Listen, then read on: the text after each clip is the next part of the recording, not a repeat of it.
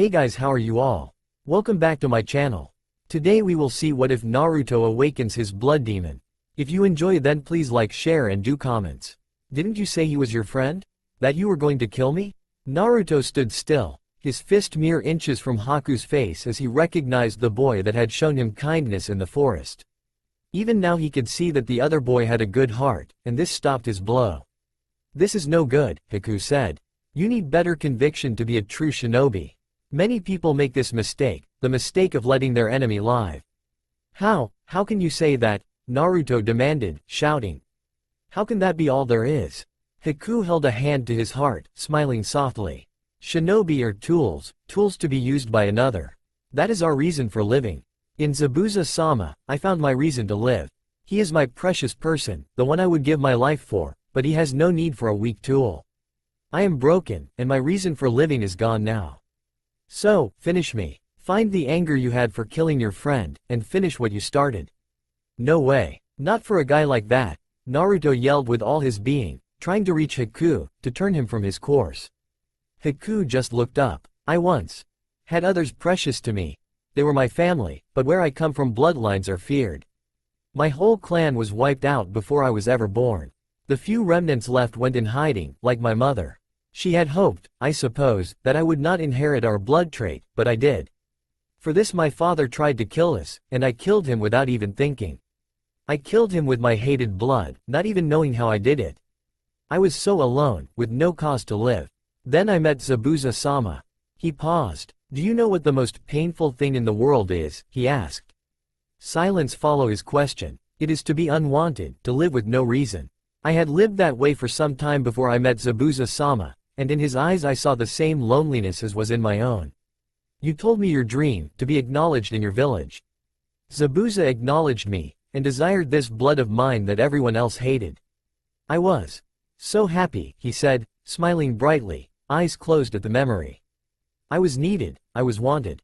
I was important to someone, even if it was just as a tool. Zabuza left his country soon after, his dream being to come back and take it over again. But all that mattered for me was that he wanted me, and would use me to fulfill his dream. For that happiness he gave me, I gladly give my life to help him. So now, Naruto, you must kill me. Naruto tried to fight it, to convince Haku that he was wrong, that he didn't need to die, but it was to no avail. So Naruto set his heart and moved, intending to strike for the kill, though he kept his eyes closed so he wouldn't have to witness Haku's death. Then, at the last instant, his momentum was stopped. His eyes went wide and his hand shot open once again right in front of Haku's face. It looked so different now. There was a new determination rather than his resigned gaze he had moments before. I'm sorry, but it looks like my usefulness is not up just yet, Haku said, bringing up a hand for signing. Good luck, Naruto, he said, fluxing his chakra. In the instant before he completed his jutsu, Naruto reacted, fluxing his own chakra as he looked deep into Haku's eyes. There was a small flash and a scream. He wasn't sure he recognized the Vyoche. His head swam. He saw colors and stars and shadows. What happened? Kakashi-sensei? Anyone? Naruto? Yeah, it's me. What's going on? I can't see. Kakashi looked back and forth across the now clear bridge, taking in what he saw. Haku, the boy who followed Zabuza, was now impaled on his lightning blade, but he wasn't. He was right in front of him, but he wasn't. He looked back and forth again, seeing Naruto's body on the ground, a very Naruto-like Haku scrambling around as he tried to regain his sight. Naruto, just sit tight. I'm sure your sight will return in a moment, he said. I have no idea what's going on, but I'll have to make sure this is finished before I can safely help him. I'm sorry, Zabuza, but it would appear that even Haku's speed wasn't enough to save you this time. The missing nin's eyes were wide as he witnessed the same thing that Kakashi did. An ethereal Haku stood between them, but without a body it did little to stop Kakashi's lightning blade from piercing his heart. Even now he could feel the life slipping out of him. Haku. The image began to fade as the boy turned to face his master. I'm sorry, Zabuza-sama. I guess my usefulness was over after all. No, Haku. Don't go, it's not over for you. I will miss you. Haku faded into nothingness as he spoke his final words. Then Gato appeared, clapping and mocking the dying demon of the mist. My, it looks like the demon got beat, he cackled. Too bad. At least you seemed to manage killing a few of them before you died. It saves me the trouble of having you all killed, he shouted, pointing to the mass of mercenaries behind him. It's also too bad that your brat is still alive, he said, pointing his cane at Haku. I was going to enjoy torturing him for breaking my arm. Zabuza growled. Kakashi, the moment you remove your hand, my blood will flow freely, and I will die in seconds, he said softly, but I will not tolerate him speaking of Haku like that. The boy deserves better. Please, send me at him before I die.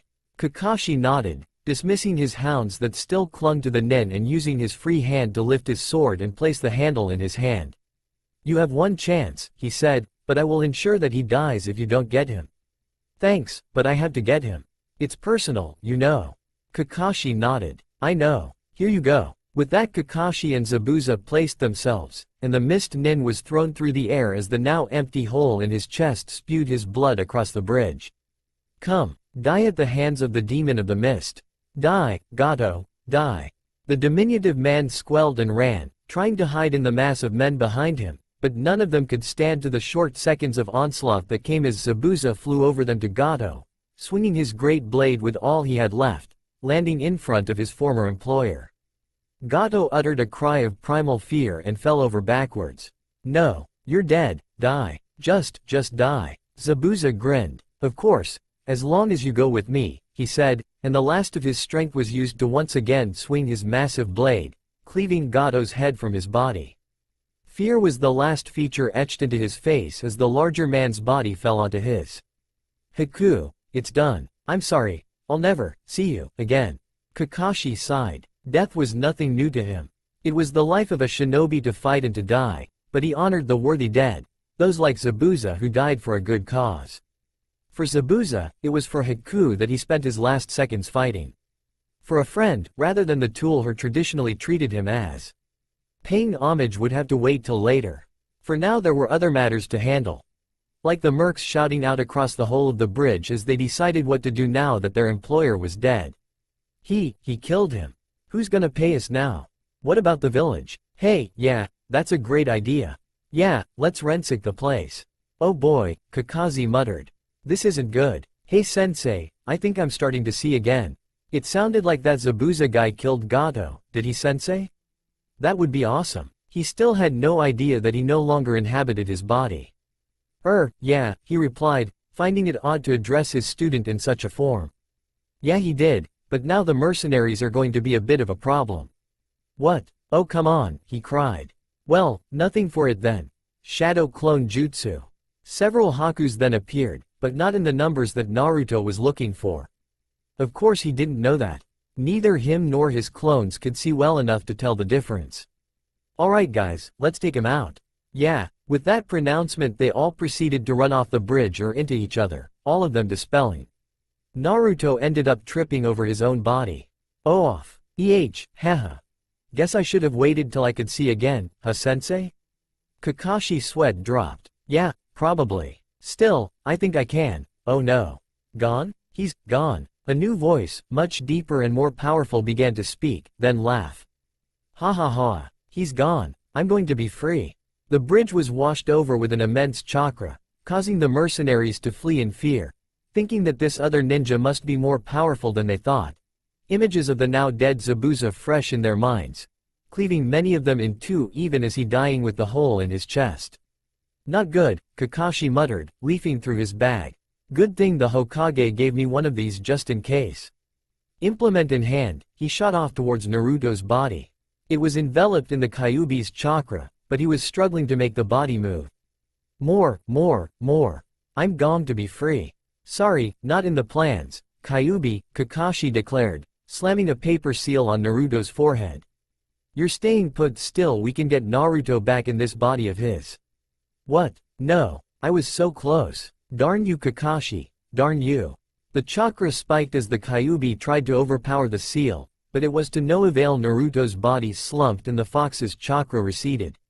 Too close, Kakashi said, wiping sweat from his forehead. Though granted, I doubt anyone could have expected that. Sensei? What just happened? Is Naruto okay? Of course I'm okay, Sakura-chan.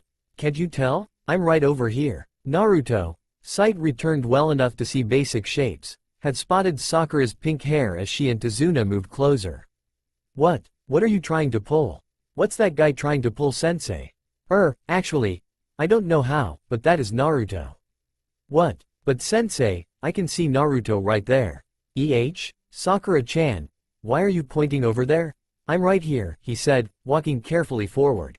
His vision was clearing rapidly now and he could see his sensei leaning over something orange. Strange, wasn't he the only one wearing orange? And why was it so hard to walk? It felt like he was wearing clogs or something. Sensei, is Sakura okay? I mean, she isn't having vision problems like me, is she? No, but I think you need to wipe your eyes. Maybe it'll help clear up your vision the rest of the way, Kakashi suggested. Naruto began to do so as Kakashi continued. Just so you know, I can't explain this, but I will do everything in my power to help you fix this. What are you talking about, sensei? Fix what? Everyone's talking too weird. Why can't someone— oh look, one of my clones is still around. Kakashi stared for a moment, face-palming himself before he spoke. Naruto, that isn't a clone. Look at your body. Why? Is there something— now calm down, Naruto, I'm sure. Where's my jumpsuit? How'd I get into Haku's clothes? Wait, my hair. Naruto's panicked jabbering calmed down as the real crisis dawned on him.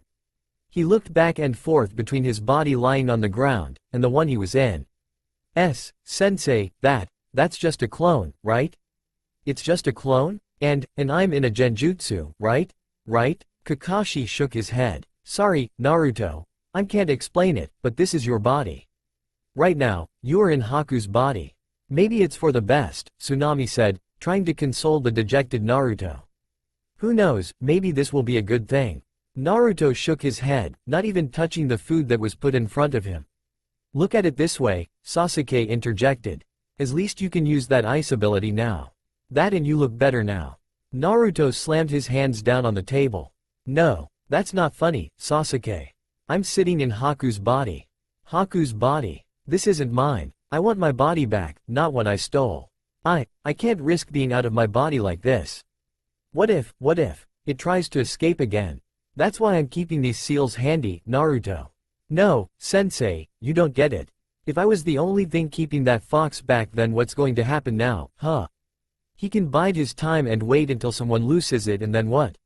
When no one is around to stop him, he'll take over and then the village will be destroyed, and it's all my fault.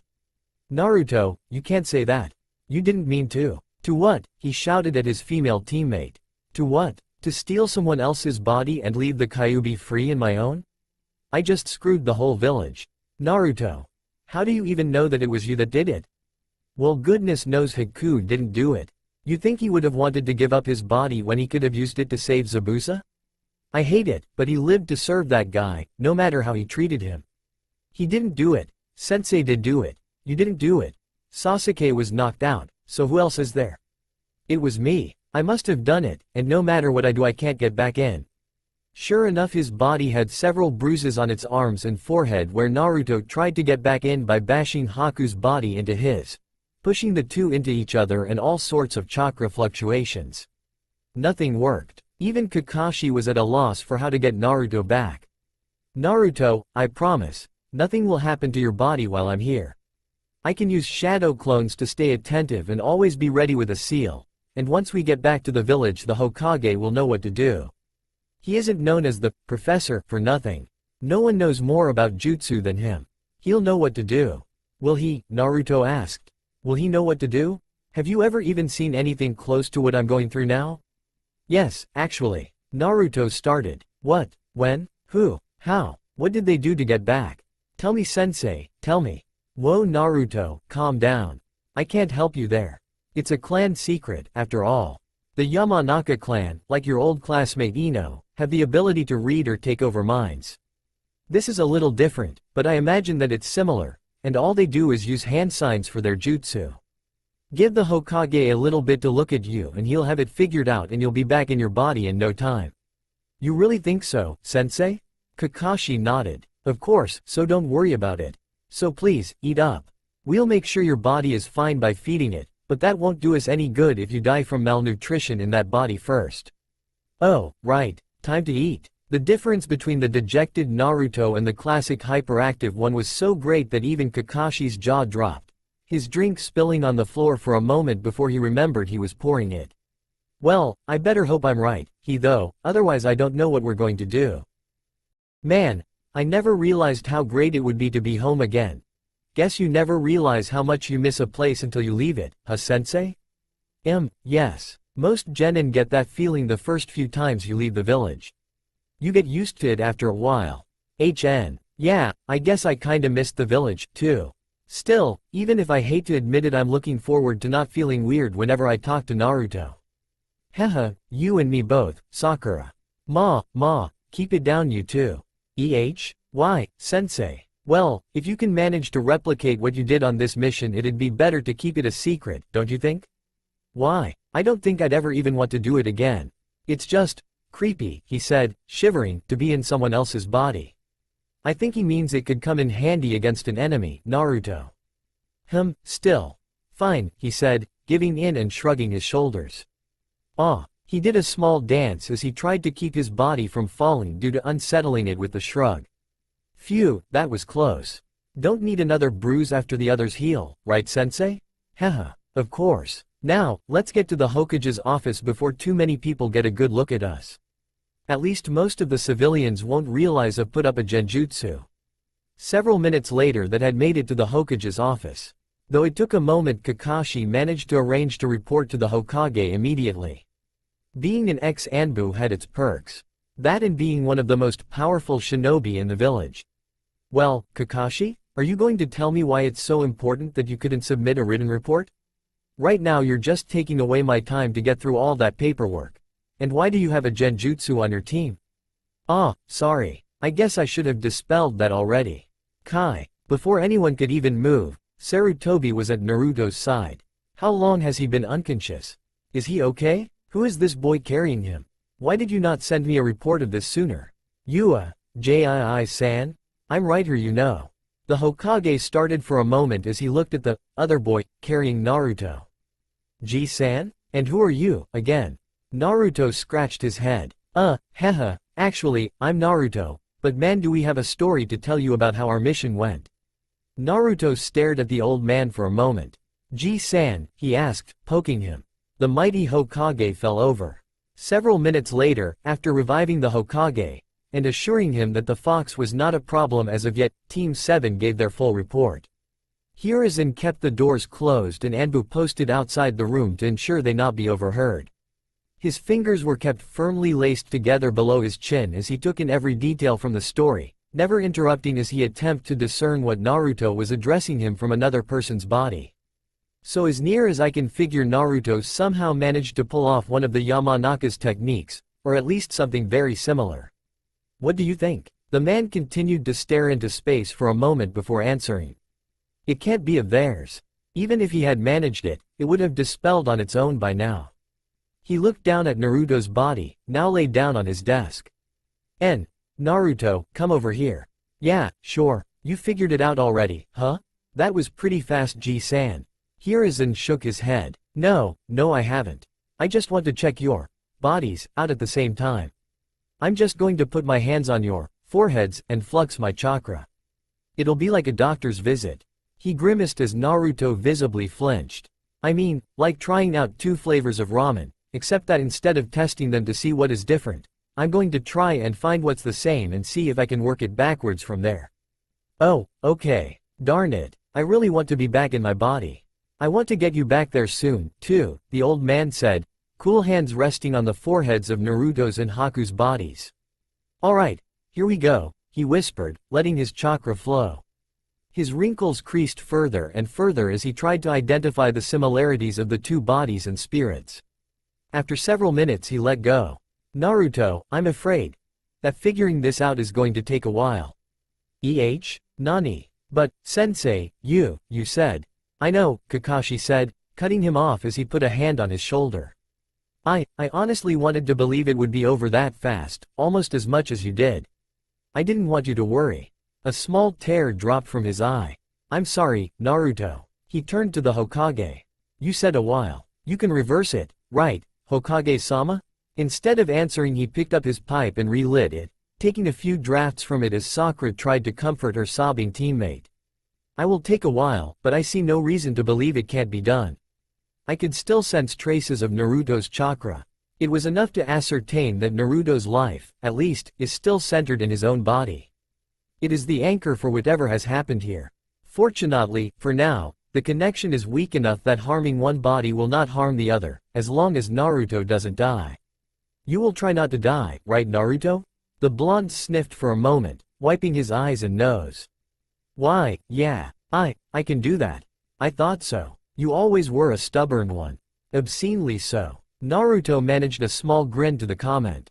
I'm going to arrange my schedule so that I have time to look into this every couple of days. As many as I can spare.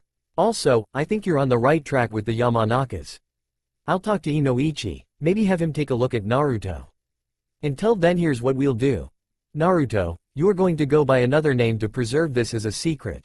Should this be something you can use in your ninja career? We are going to move your body to the hospital. I've got a group of doctors and nurses that will take care of keeping your body alive and well. Of course, we'll be keeping a squad of Anbu by your body as well, just to ensure that the Kyuubi doesn't try to break free again. You will remain part of Team 7. Is that understood? Even Naruto nodded. Good. So, what name will you be going by? Naruto scratched his head. It's Haku's body. The least I can do is use his name. Fine. Haku it is, then. Remember that, everyone. Oh, also, I suggest you get yourself a new apartment. What? Heck no. I like my apartment. Naru Haku, we need people to not be associating your current body with your real one. This is simply another precaution. We're going to list you as a new shinobi, still a genin, though. This will allow you access to special recruit funds. Kakashi will help you requisition the funds to get you one pick one out. I suggest you four go do that now. I'll take care of getting Naruto to the hospital for long-term care. Everyone clear? Dismissed. As they left, Naru Haku, looking rather forlorn, he looked down at Naruto's body once more. I really hope I live up to my nickname now, he whispered. I hope you'll forgive me by lying and saying I can beat this. Naruto, you just may be stuck. Well, I guess it'll do, Naruto said, eyes slowly moving over the room. Yes, I'm so sorry for the state of the apartment. We are always happy to cater to our brave shinobi, the apartment manager said, bowing towards their soon-to-be new tenant. The room was the cleanest Naruto had ever seen, and the fridge looked brand new. As you can see, there is a location for laundry back this way, near the bathroom, but if you do not have your own machines for that, we have coin laundry elsewhere on the facilities. There may only be 4 rooms here, but that should be enough for a new genin starting out, and the missus makes dinner every Friday night for the shinobi tenants. How many other shinobi live here? Asked Kakashi. Ah, yes, your comrades. There are about dozen or so, most of them chunin. In fact, one of them is an instructor at the academy that your comrades will have gone to. Oh, which one? Unamo Uruka. Such a good lad. He lost his parents about 12 years back. Naruto flinched at the reference, remembering the night he had learned the truth about himself and the Kyuubi. Sensei, I'm not sure this will be a good place. No, I think this will be perfect, Kakashi said, cutting Naruto off. Uruka is a good man. If you need help with anything, he will be there. In fact, I'll give him a visit before leaving. But Sensei. No, trust me, this will be a good fit. Can you go get the paperwork? I need to help with the signing since Haku here is from outside the village. Sponsorship and all. Yes, of course, I'll be right back, the man said, hurrying back to his office. Naruto bit his lip as he turned to his teacher. Sensei, I'm not sure this is a good idea. Yes, I know. Uruka is very important to you and you don't want to lie, but it will help your cover. Besides, if I tell him that Naruto inspired you, then he'll look out for you here. It will be different than the relationship you had before, but I don't want you to have to feel alone. I'm your team leader, and Sasuke and Sakura are your teammates, but you need a bigger network to branch out to, people you talk to who don't know the truth. Not only will this help your cover, but I want you to have the additional support. Just in case. Just in case? Just in case what, Sensei? I wasn't honest before, so I'm going to be honest now. The look on the Hokage's face. It may take the rest of his life to figure out how to put you back. Only the 4 of us know that you are really Naruto. Haku needs friends as well. He put a hand firmly on Naruto's shoulder, looking him straight in the eye. You've been alone enough in your life. I'm not going to let you isolate yourself like that again. Promise me you'll try and make friends again as you are, okay? I don't know if I can, sensei. What was that? Uzumaki Naruto can't do something? I'm not Naruto now though, am I? He hit his chest. I'm Haku, now right? So what does it matter about Naruto? What can I expect? He stopped mid-sentence as Kakashi placed a hand on his head. Haku is the body, he said, but the spirit is Naruto. I know you can do it. I believe in you. The building owner was completely mystified by the genin sobbing into his sensei as he came back up the stairs. Poor boy, he thought. I wonder what he left behind. At least it looks like his sensei will take care of him. Maybe I'll have the missus bring up cookies later.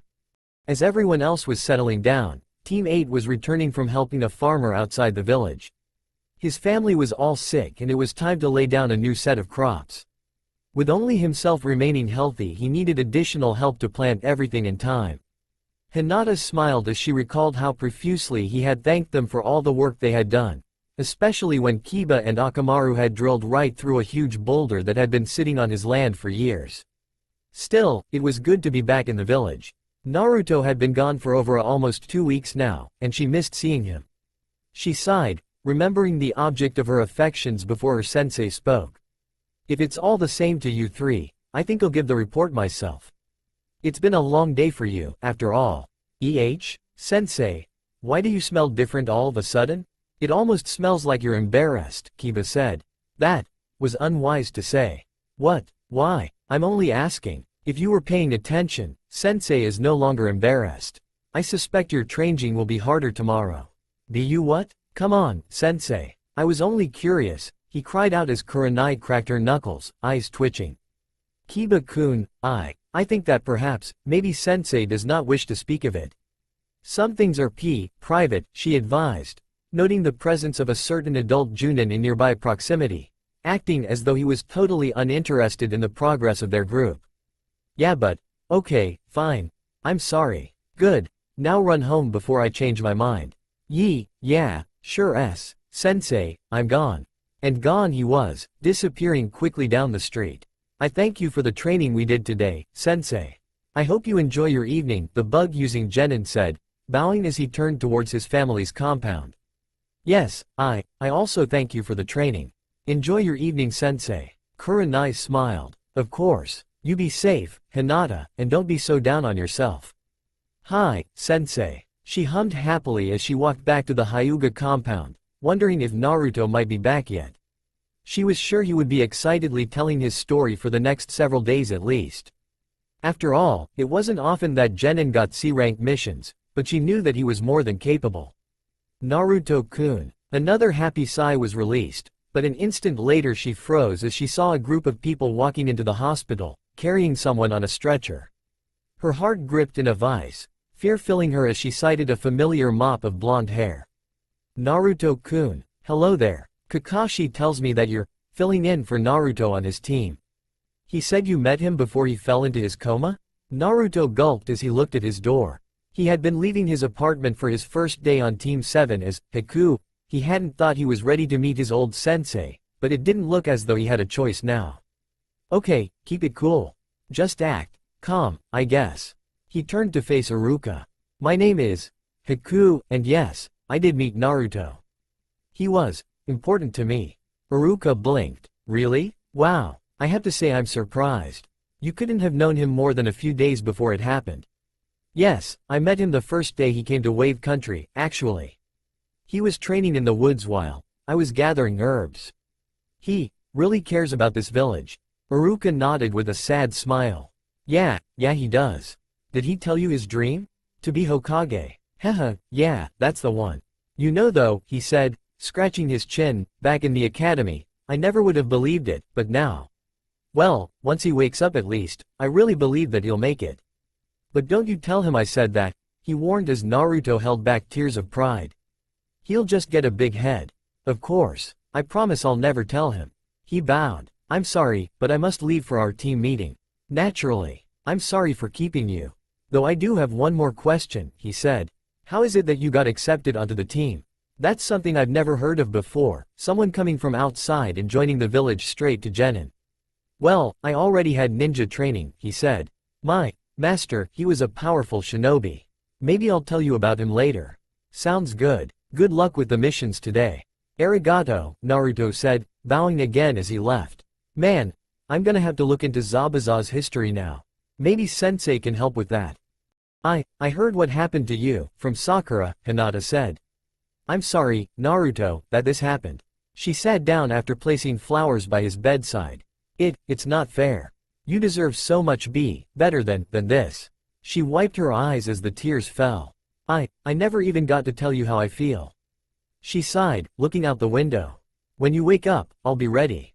I'll be strong enough to tell you, because I don't want to risk losing you again, and I'll come visit you every day, she declared. That's my promise, and I don't go back on my word. She sat there for several minutes, watching the blonde's body as his chest rose and fell with his breathing. Well, I have to go now. We have missions today, and I can't let down my team. I'll see you later, Naruto-kun, she said. She looked on him longingly for another moment, then turned and left, determined to fulfill her promise to tell him how she felt. She would be true to her word.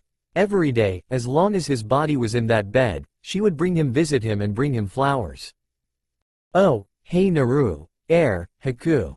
Are you feeling better? Sakura asked as Naruto arrived at the bridge. Yeah, a little, I think. Sensei not here yet? No, not yet. How's the new body? Fine? Why? Sasuke shrugged. Just asking. Thought that maybe the new body would feel different, maybe throw you off. Naruto blinked. Ooh, I didn't think of that. I guess I do have a different reach and such, now. Sasuke straightened and started walking away. Hey, where are you going? The Uchiha looked over his shoulder. We all know Sensei is going to be a while, so I thought we could spar, help you get used to the change. Huh, really? Naruto brightened considerably. Heck yeah, bring it on. A couple hours later Kakashi appeared, looking around for a moment. Sakura, where are Naruto and Sasuke? Oh, Sensei, you're late, you know. The Junin sighed. Where are they and how long have they been fighting? Actually, Sasuke offered to spar with Haku at the training grounds to help him adjust to the change, she said, emphasizing certain words so Kakashi would get the message as a stranger crossed the bridge. Kakashi blinked. Well, maybe it won't be as bad as I thought. Alright, let's go get them. We do have a mission, after all. Hi, Sensei. Huff, is that all you got, Sasuke? PFT, I'm more than ready for whatever you can dish out, Dobi. Naruto grinned. Alright, Huff, then here I come. Sasuke took up a defensive stance. He was still surprised by Naruto's continued stamina. Despite still having his own chakra, stamina was a measure of the physical limits even more than the energy ones, and Naruto was pushing at it almost like normal, though admittedly he wouldn't normally be breathing this hard. What really interested Sasuke was that Naruto seemed to have access to Haku's chakra as well. When he performed jutsus there was an occasional hint of water or ice, but only a hint, like it was trying to get itself used. He guessed it was because of Haku's familiarity with his bloodline and his body had simply grown accustomed to using it frequently. Just as Naruto drew close his momentum was stopped. I think that's about enough for today. But Sensei, Huff, this was important Huff training. I know, but we don't need you wearing yourself out too much. After all, you don't have access to the regenerative powers that you did before. I feel fine. Yes, for now, but if you keep this up, you won't have the strength you need later in the day. You too, Sasuke. Well, I got us a mission already. Nani? That's why you were late? As Sakura's shout dimmed to an echo all three genin stared at their teacher, amazed that he might have been late for a useful purpose. Well, we were discussing changes in routine to help Naruto adjust, much as Sasuke was doing for him this morning. We're only doing one mission today, it's weeding, by the way.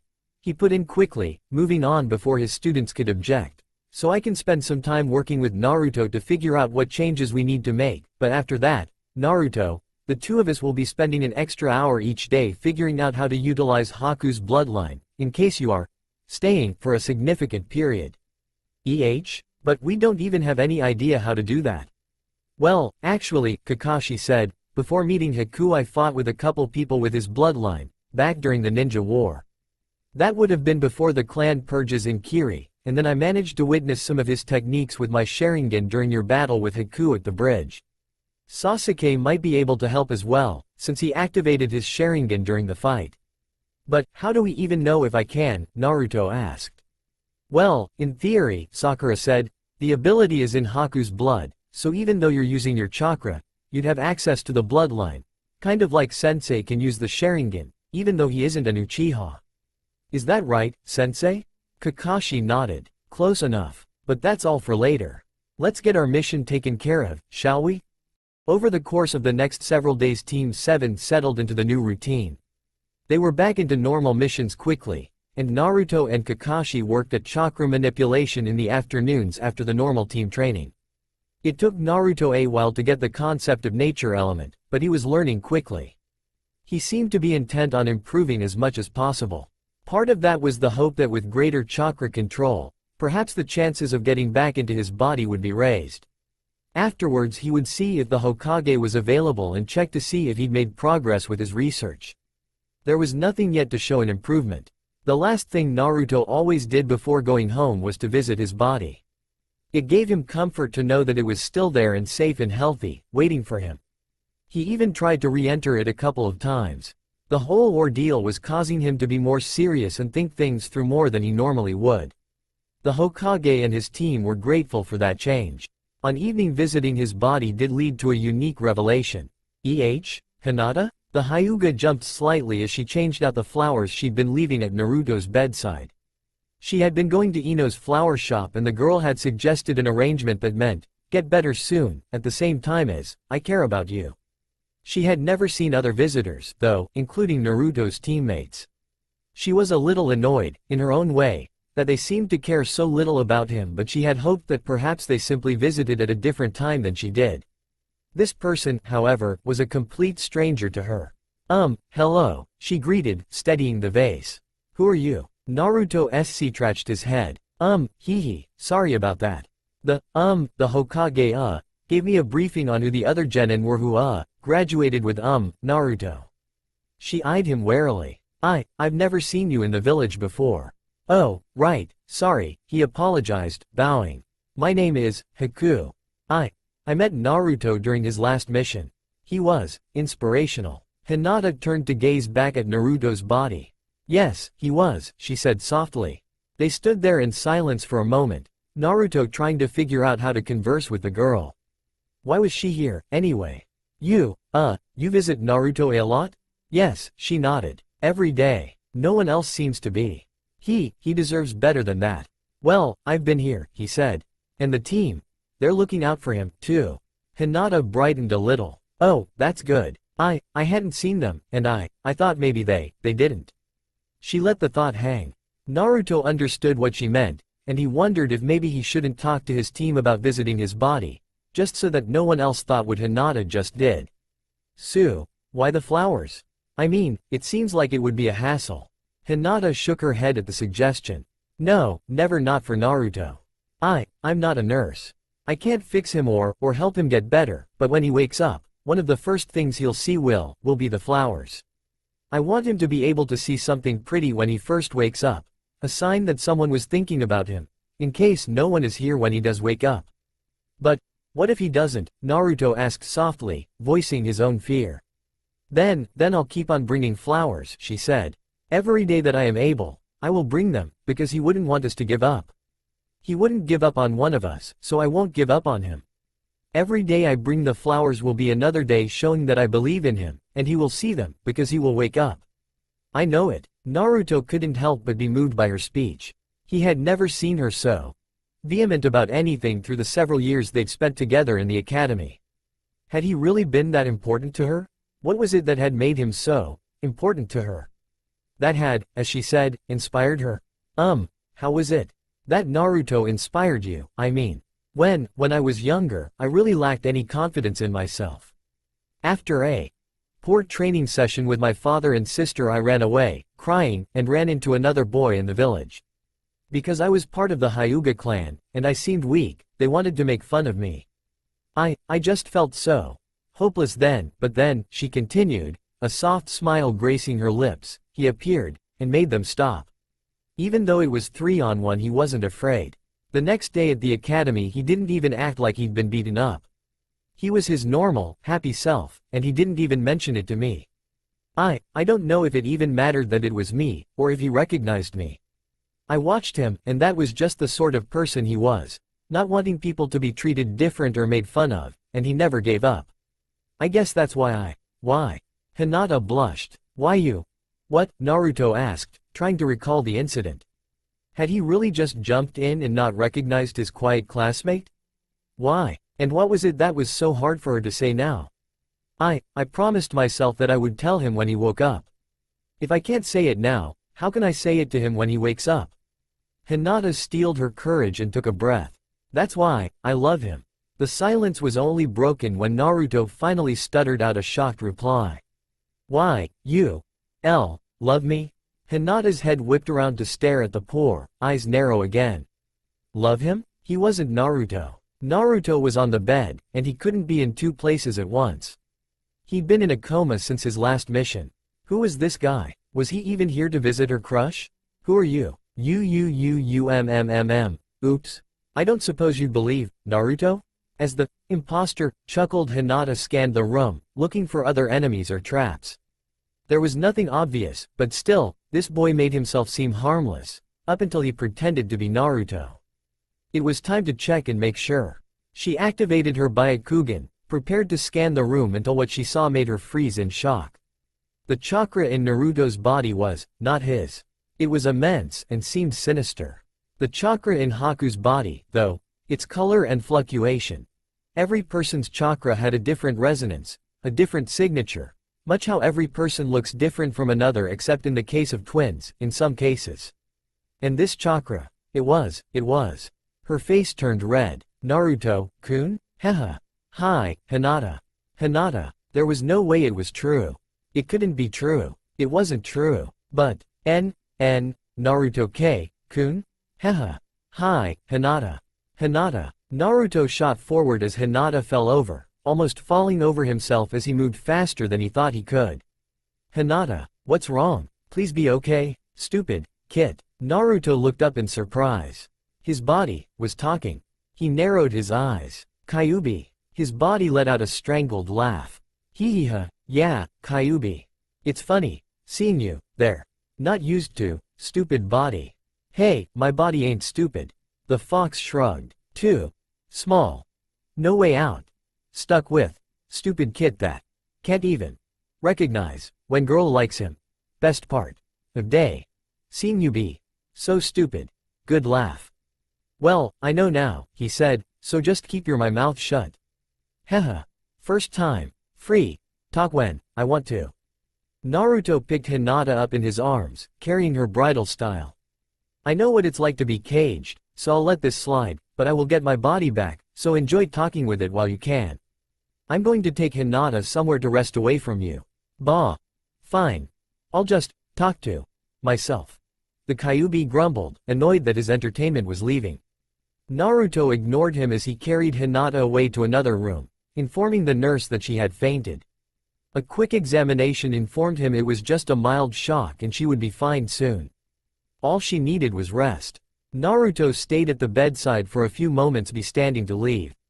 I'm not sure what to do yet, Hinata-chan, but I promise I'll talk to you about this soon. Bye. Naruto-kun. Hinata managed to sit up just as he left. She had been regaining consciousness at the same time he left, but she was still trying to come to grips with what had happened. That boy was Naruto, and she had just confessed to him. She was torn between celebrating and fainting again. But, if he is separate from his body, what happened? And why isn't he telling anyone? She contemplated what she should do next for several minutes before the nurse from before arrived and checked her again before saying she could go, but to be careful and try to avoid surprises. Naruto-kun said he'd talk with me soon, so I'll wait, and until then I'll keep his secret. I will wait. You did what again? Naruto scratched his head in embarrassment. Well, I kinda let it slip to Hinata that it's me. His teammates stared at him, making him hold his hands defensively. Well, what was I supposed to do? She just told me she loved me. Sakura slapped her forehead. You idiot. She's had a crush on you for years, goodness knows why. Don't matter, said Sasuke. Missions are about stealth and secrecy. You need to keep your secret better. Hey, I didn't tell Iruka, did I? That's true, but you still shouldn't be so easy to give away your secret. The fewer people that know the better. Did you at least tell her not to tell anyone? Asked Kakashi. She was, kinda, unconscious. The Junin sighed. I'll send a message to the Hokage to make sure she doesn't talk, he said. Meantime, I suppose we need to get training on your new bloodline again. You think you can make ice on purpose this time? Naruto nodded. Yeah, probably. Alright, let's see. Sasuke, if you could watch. I get more tired using my Sharingan than you do, and he was pretty close yesterday. The Uchiha shrugged as Sakura set herself down to watch, not wanting to be away from her team just yet. Alright, let's do this. Ayame was checking the ingredients in her basket, making sure she had everything she needed before seeing the teenage shinobi standing nervously outside her father's ramen stall. Hello there. Did you need help with something? The boy turned to glance at her, jumping as if in surprise. Yes, I guess. I heard someone say that this was the best place for food in Konoha. I guess. I'm just expected something more, expensive looking. His eyes shifted slightly. I guess I'm at the wrong place. I must have heard the name wrong. I should get going. Oh come on, Ayame said, hoping to gain a new customer. You should at least give it a chance. Who told you about us anyway? The boy scratched his head. It was funny how much he reminded her of Naruto when he was nervous. Where was that kid anyway? He hadn't been around for ramen in a couple weeks now. She'd heard he'd gone on a mission, but shouldn't a genin team be done with any kind of mission they had within 2 weeks? It was. A guy named Naruto. Ayame almost dropped her basket. Naruto? Uzumaki Naruto? Where is he? What's he been up to? Why hasn't he been by? She demanded, gripping the boy's sleeve. He jumped back, causing Ayame to realize how scary she'd just been. Sorry, she said, bowing. It's just, Naruto is just about our best customer, and it's been a while since we've seen him, she said. I've been getting worried. Can you tell me where he is? Naruto bit his lip. He's in the hospital. The girl gasped. The hospital? What's wrong? They don't know. Met him in Wave Country. He told me about this place then, but something happened on the mission. Now he'd unconscious, in a coma, they said. No, not Naruto. That can't be. He bowed his head, hating lying to her. It's true. Naruto protected me, and inspired me to come here and become a ninja. I'm just sorry that he had to stop, for now. But I believe he'll come back. Ayame hung her head, holding back her tears. Thank you for telling me. Come in. For Naruto's friend, ramen will be on the house tonight. She forced a smile. It's the least we can do for Naruto's newest friend. Naruto bowed again. He wondered offhandedly how much it must suck to be royalty, having to bow as often as they seemed to. Arigato. You don't happen to have miso ramen, do you? Ayame managed to smile. Yes, I think we can manage that.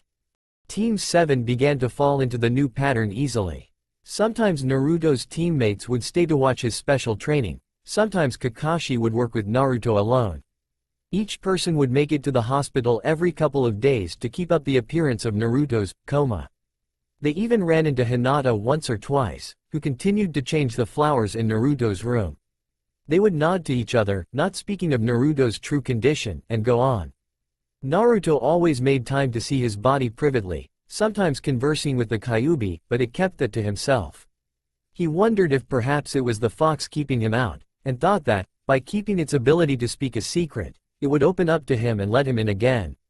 After all, it couldn't do anything with his body, so why not try? Of course the fox preferred to taunt him rather than cooperate. One of his most recent stories had revolved around the history of his Jinchurikis.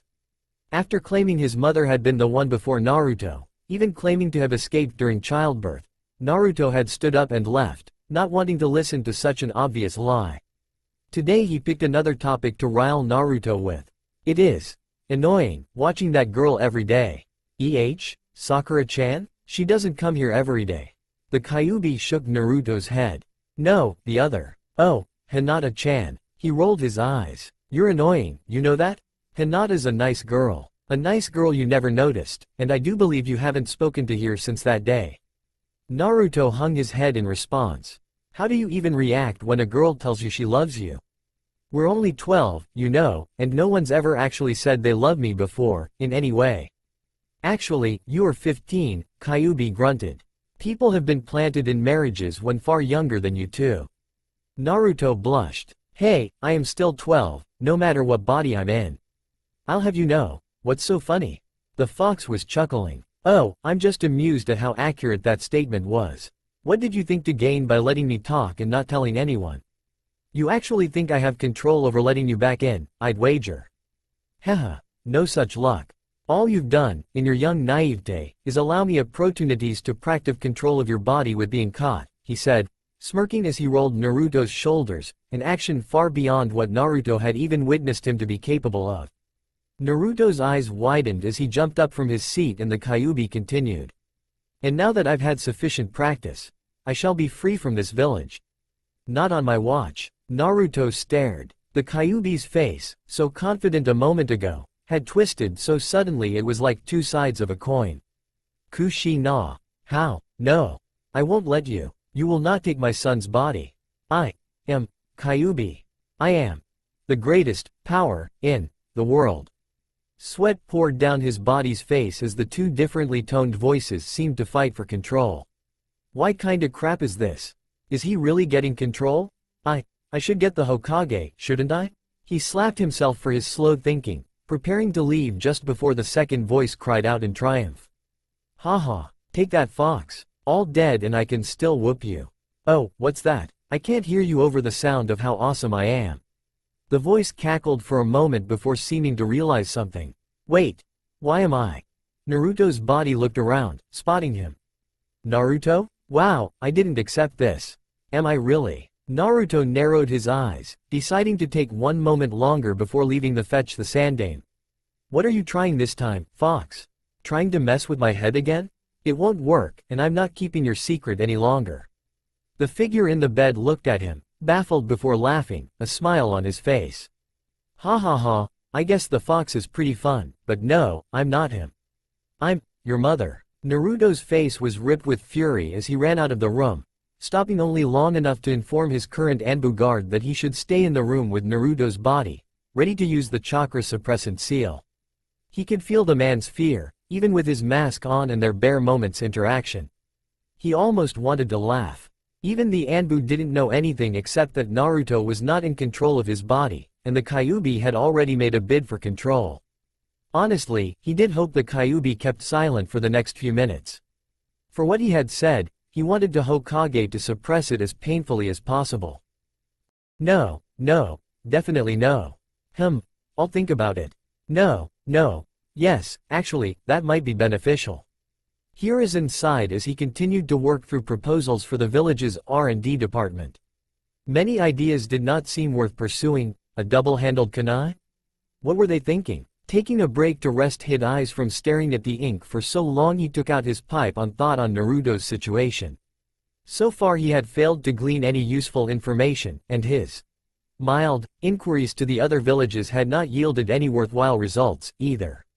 He had to veil his purpose for asking, which drastically lowered his ability to garner the needed data, or whatever the other villages might have. He huffed, wishing that Jiraiya would hurry up and contact him again. He'd sent out a feeler through his network, trying to prompt the man to come back. His tactics would be better for trying to get the needed information, and he himself might provide insights that Hiruzen had missed. Naruto deserved to have more time put into this, but he could only hint at so much to the man to convince him to come back. A moment later he almost dropped his pipe as Haku came storming into the room. The anger on his face almost scared the Hokage himself, and he sincerely hoped he was not the cause of the boy's anger. Haku, what brings you in today? What's wrong? Naruto slammed the door behind him. It's that stupid fox, he said, forcing himself not to yell. I've been talking with the stupid jerk, trying to see if he was keeping me out. Hiruzen did a double take. You've been talking with him? Why didn't you tell me this? Naruto managed to look slightly ashamed, despite his anger. I was hoping I could get him to trust me, to let me back in, but he just wants to mess with me. Naruto, this is very important.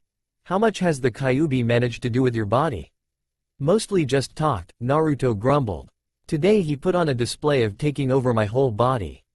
He shrugged my shoulders and everything, he said, causing the Hokage to stand up, but then he went with that stupid lie about my mom, pretending to be her, taking back control. Naruto wanted to spit, to get rid of the foul taste in his mouth from repeating the Kyuubi's lies. What the Hokage said next made him drop to the floor even more heavily than the Hokage had dropped back in his seat. Kushina? Thump. What? You can't mean he. I don't know, Hiruzen said, holding up a hand as he pushed himself out of the chair again, this time striding to Naruto and helping him up, but I think we can find out. You told me that Hinata has discovered your secret the other day, and she's kept it from what my Anbu have reported. Her Byakugan will help us here. She should be in the northeast part of the village, helping in an elderly person's garden. Tell Kurenai that Hinata is required by me for a special matter and bring her to the hospital. Naruto shifted his feet. I don't know if I can face Hinata just yet, he said. It's just, you know. Sarutobi slowed down, putting a hand on the boy's shoulder. Naruto, I understand how hard dealing with new feelings can be, and especially when it comes to romance. I'm sorry that we haven't been an adequate aid to you in this matter. If it helps, Hinata is not the only person to love you. The rest of us just haven't said it before. I apologize for failing you, but I, too, love you. You are like my grandson, and I want you to be happy and comfortable, but just like any mission, right now you have to deal with something that is uncomfortable for you. You have to face Hinata. I suggest you talk with immediately after we resolve this circumstance with the fox. I will support whatever you decide, but they had over a week to think about it. It's time to give her your answer. I understand, he said, hanging his head. I'll get her now. That's my boy, the Hokage said, smiling down at him as they left. Naruto felt a strange feeling of pride as he jogged next to him. That felt nice. My goodness, you really seem to know your plants, the old woman commented, peering over Hinata's shoulder. The girl blushed. Well, I just really like plants, she said. Especially flowers, her sensei spoke up, standing to stretch her back. It's no surprise she knows so much. I keep telling her she should start her own garden, even if it's just on her windowsill like mine is. Oh, do you now have enough room in your yard? Kurenai laughed good-naturedly. No, sadly not. I live in an apartment. I tend to keep a modest income. Oh really? Why is that? Well, I just think it's better to save than to spend, that's all. A pretty young thing like you, the woman asked. Why, you should be going out and having fun. Don't squander your youth like that. Why, when I was young, the woman was suddenly interrupted by a strange boy's appearance. Kurenai-sensei, I'm sorry but the Hokage needs Hinata for a special assignment. The red-eyed woman blinked. What? Why does he need Hinata? She glanced at the girl, noticing her blush and her refusal to look up at the newcomer. And just who are you, anyway? I don't think I recognize you. Ah, sorry, my name is Haku, he said, bowing respectfully to her. I'm a new member on Team 7. Team 7? That's Kakashi's team. Why does he get 4 genin? Kurenai-sensei. Naruto is in a coma. Kurenai's eyes widened. What? I hadn't heard that. When did that happen? Naruto fidgeted.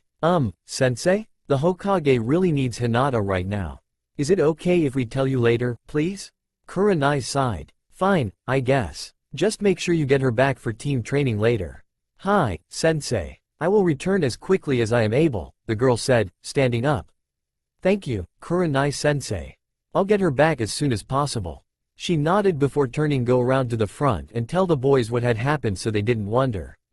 Ah, young ones. Kurenai turned and raised an eyebrow at the old woman. Couldn't you see? She likes that boy a lot. The Junin shook her head. No, she likes the other boy, Naruto. The one in the coma. The woman shrugged. I'm just telling you what these eyes see, and they saw that he likes her, too. The younger woman furrowed her brow. That didn't seem right. What was going on? And why was Naruto in a coma? Haku-kun. What does the Hokage need? Hinata asked as they jumped over the rooftops. Naruto took a moment to reply. He says that your Byakugan could be helpful with something going on with Naruto's body.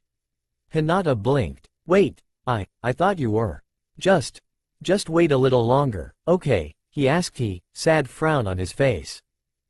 We can't talk about that just yet. Hinata nodded. Hi, Haku. A few moments later they arrived at the hospital and entered Naruto's room.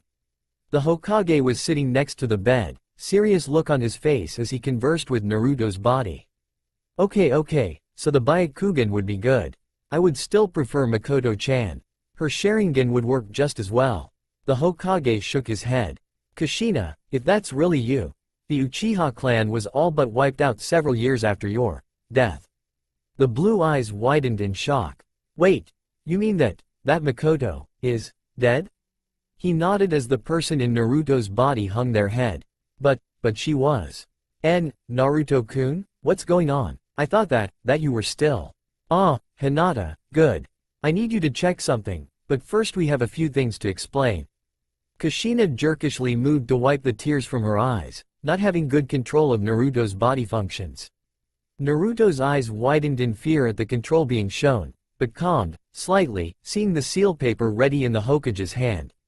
Now, I know that you found out about Naruto's little dilemma, am I right? The girl glanced at Haku Naruto and nodded. Good, this means we don't have to spread that around.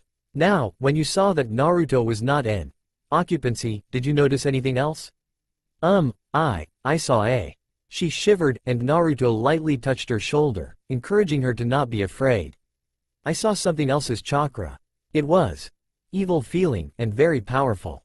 Very good, the Hokage nodded. Do you know why that chakra is in Naruto's body?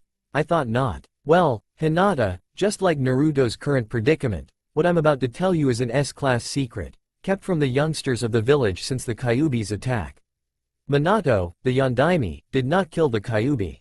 For many years the Kyuubi has been sealed into members of the Uzumaki clan, a village that is not gone, having been destroyed in the last great ninja war. No, Naruto, not now. We'll talk about it later, I promise.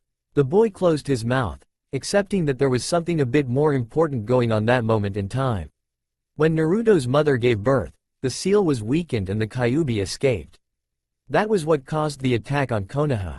To stop this, actually, Hokage-sama, I think I know this part of the story better than you. No one besides Minato and myself know what really happened that night. Sarutobi stared at her keenly before nodding. Alright, we'll hear what you have to say in a moment.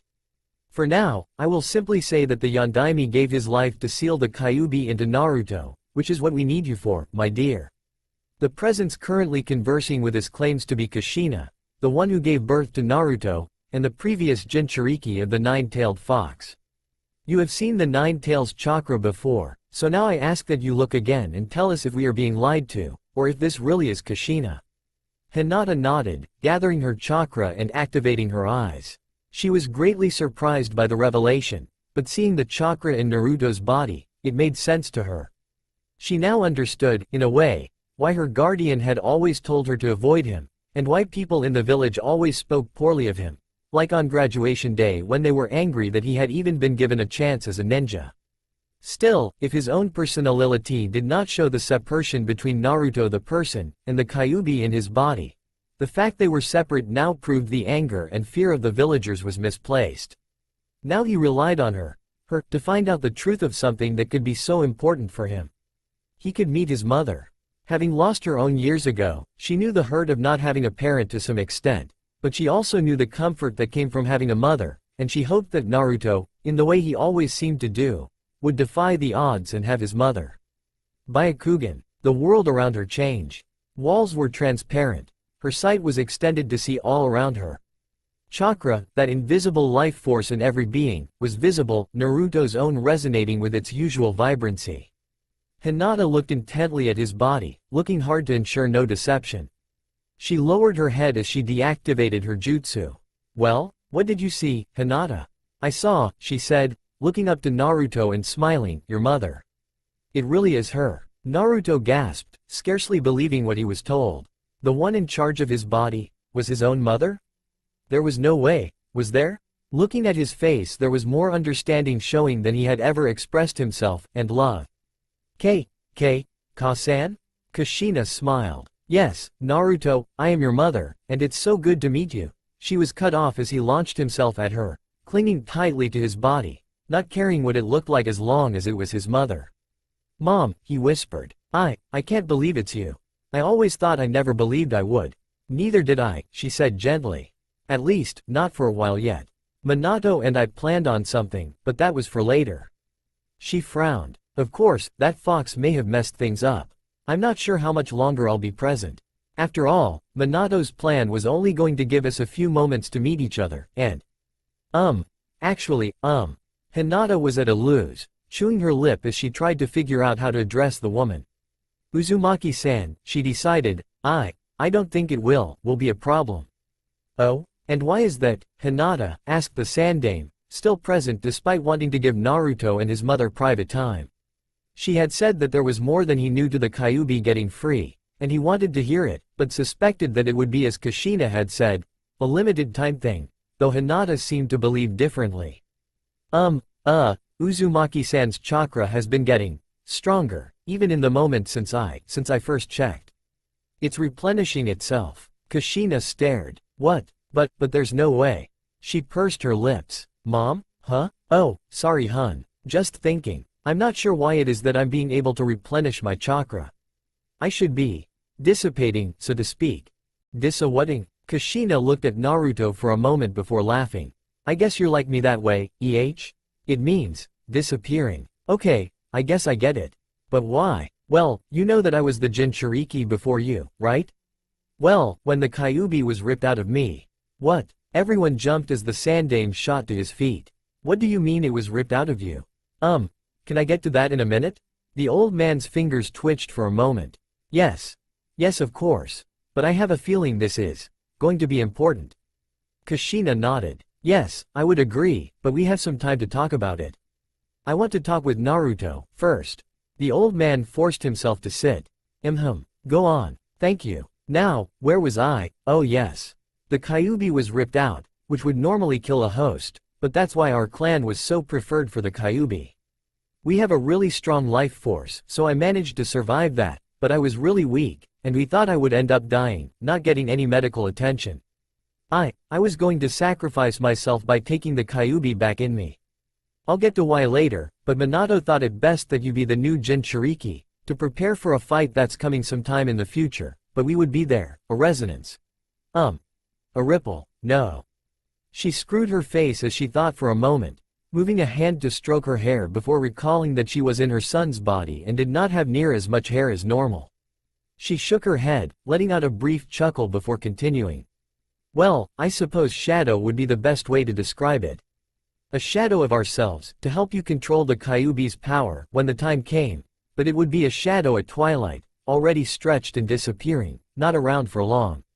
Instead, Hinata here seems to be suggesting that I'm more like a shadow at dawn, getting stronger. But it doesn't make any sense." She shook her head before the Sandame cleared his throat. "If I may make a suggestion?" "Oh, by all means Sarutobi.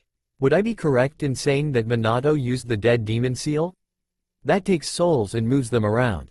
If you were, perhaps, not as bad off as the two of you thought, it's possible that your life force entered Naruto, not as a dying person, but a person who still had a much life to live.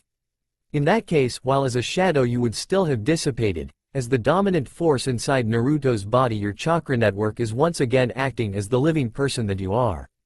Kushina pursed her lips again. "I suppose that's possible." She shook her head. "It figures. And here I thought I was dying. Guess that was just the after effects of labor. And having the Kyuubi pulled out like that. So, does that mean you won't leave me?" "Oh, heck no. Not until my chakra runs out on its own, anyway, but like this." "Well, I imagine you want back into your body, don't you?" "Of course I do. Believe it." Kushina's lips twitched. "Believe it? Gosh, I guess you really do take after me." She sighed. "And here I had hoped you'd take after your dad." Oh, who was he? Can you tell me, Ka-san?" She looked back and forth between the wide-eyed boy before her and the Sandame. "Hiruzen. I wasn't going to tell him just yet. Though the village has not been terribly kind to him. I thought it would be worse if they knew his parentage, so I was waiting. As his mother, however, it is your choice. Still, I would like to hear more about whoever it was that you say took the Kyuubi out of you." "The dead?" Kunoichi thought for a moment. "Yes, I suppose that should take precedence. Naruto, How about you and Hinata go outside for a bit? I understand you. Have a discussion to finish, don't you? Don't worry, I'll still be here when you get back. The two genin blushed. Hi, Uzumaki-san, Hinata said, bowing as she left, waiting for Naruto outside the door. Naruto lingered. Mom, how'd I, She put her hand on his. Do you like her? I think so. Then give it a chance. You never know until you try. I almost pushed your dad away, but he came after me anyway. Now, go and give it a shot. I'll be here later, and I'll stay here for any advice you need. Just like I wish I could have done these past 12 years. Naruto nodded, giving his mom one more hug before leaving. He paused in the doorway, turning once more before leaving. It feels weird, calling my own body, Mom, but it feels nice. The two adults look after him as he left, calling out for Hinata. He's a good boy, Yes, so he is, she said, smiling softly. After another moment the Hokage coughed. Now, I believe you had something to tell me of the night you gave birth? Kushina nodded grimly. Yes I did. The Uzumaki steeled herself. The night I gave birth. Naruto and Hinata walked quietly down the road as they left the hospital, nerves nearly palpable between them. As the air hung tensely between them as Hinata waited for Naruto to speak, almost jumping on her heels, having received the assurance that he planned to speak about them before they even left the hospital, but he had not yet managed to speak on the matter. Instead, he was looking determinedly at the ground every time Hinata glanced over at him. They didn't head anywhere in particular, instead just walking wherever their feet took them. I wonder. What if he's decided? What if he's going to say no? After all, he probably still likes Sakura-chan. She is very pretty. He's not normally one to hesitate to say something, unless he's actually afraid of hurting someone.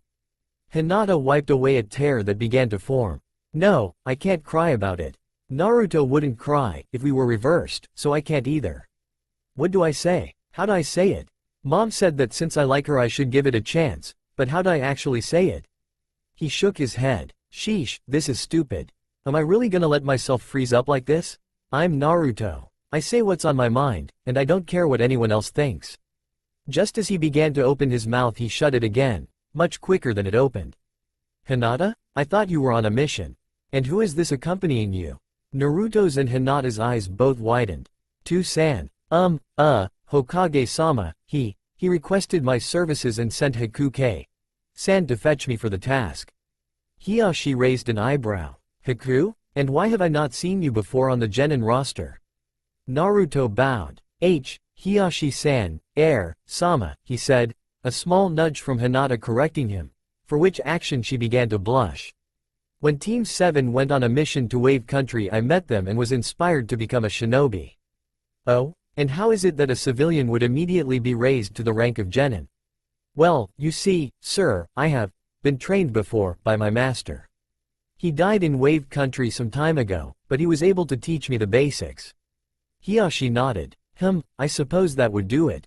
And I suppose Hitaki-san is sponsoring you? Yes, it sounds like something he would do.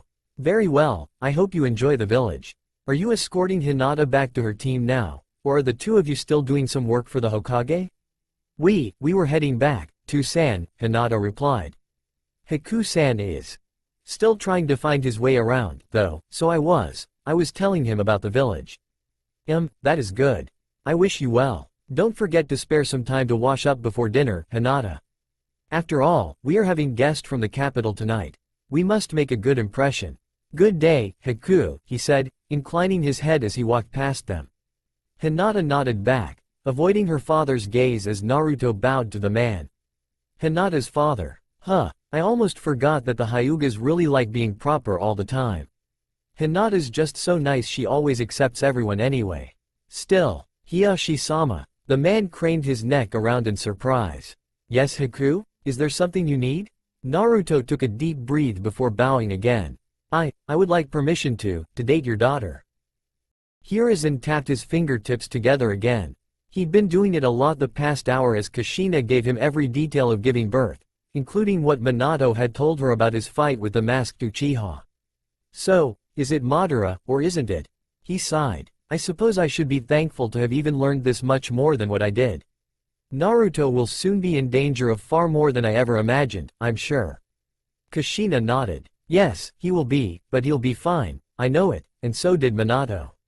Sarutobi nodded, leaning back. Yes, I can understand why. I wish Jiraiya had told me of this prophecy, though. I would have liked to. Ka-san, Ji-san, I'm back. Naruto came rushing through the door, skidding to a halt several feet from the hospital bed. Ah. Sorry lady. Sorry Ji-san. I guess you moved rooms around. What room is Ka-san in?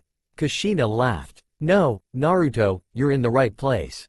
I just didn't want you to feel as weirded out, so I used the transformation jutsu to take on what I really look like. Wait, what? You're Ka-san? She nodded. This is what you really look like. She nodded again, both adults biting back a chuckle at the stunned look on the boy's face. Why couldn't I have had your hair? It's beautiful. Kushina suddenly got flustered as the Hokage laughed heartily. Well, I think I'll get going now, he said, standing. I'll let you two talk for a while I get back to my office. If you wouldn't mind, for the moment I'd prefer for you to stay here, Kushina, just to ensure that there is no confusion for anyone, and we can start tackling Naruto's problem again tomorrow morning. Kushina nodded, a red tinge still evident in her cheeks as Naruto sat down on the bed next to her. So, how did it go? She asked after the Hokage left the room. Well, it was really hard at first. I mean, even with what you said, I realized that I had no idea what I should say to her. I mean, it's not like I haven't told Sakura-chan that I like her, but Hinata. Well, it just felt different, I guess, knowing that she likes me. His mother chuckled. I think I understand that. I had a few friends that had trouble hooking up when they were younger, too. First crushes are actually a lot easier to deal with, I think, than second crushes. Naruto cocked his head. Maybe. How many did you have before dad? And who was he anyway? Kushina blushed. My first, actually, but I'm not ready to tell him that. Distraction. Well, you haven't finished telling me how things went with Hinata, ya know. Naruto stared. Ya know. Oops, she said, blush refusing to let up. I guess I never got over that. It's just, whenever I get exciting I start to talk fast, and it just slips out, ya know? Naruto's lips twitched. Yeah, I know, believe it. Laughing, and feeling more at ease, her blush began to recede again. Well, it sounds like you got a lot of habits from me, but since we have time we'll talk about that later. Now tell me about Hinata, ya know. Haha, well, we were walking along for a while, and I was just getting fed up with myself for being so chicken and not saying anything. It's just not me, believe it. But then, right when I was about to say something, her dad of all people shows up and starts interrogating me. Man, it was weird. Hinata's old man being like that, when she's so sweet. I forgot how crazy the Hyuga are sometimes. Hinata's still cool, though. Kushina chuckled as her son continued. So then, he was leaving and I thought, those Hyuga really have this, we have to be careful about everything, thing, and I was like, if I really want this to work, I better do it right. So I called after him, bowed, I hate bowing, by the way, and asked if I could start dating his daughter. That's when Hinata fainted. What? She fainted? How come? Naruto scratched his head. Well, I think it's my fault, actually. I was talking about it with Sakura, after I told her what happened with me and Hinata the first time, and she told me that Hinata's just real shy, and I don't hear other people talking about her doing that, so I'm guessing it's me. Her dad thought so, too. And? What did he say? His mom watched as Naruto shuddered. Well, first he gave me their glare, like he was going to squash me like a bug. Then he shook my hand and said he'd carry Hinata to wherever her team was. That's it? Nah, he told me that he needed to set some rules, especially since they don't know anything about me really, just in case. I'm going to be going there after team training tomorrow, I think, before I take Hinata out. Kushina shook her head. Those Hyugas. Snobby idiots. Just make sure you're on your best behavior, okay? What's that supposed to mean? Calm down Naruto, that's just what moms say to their boys.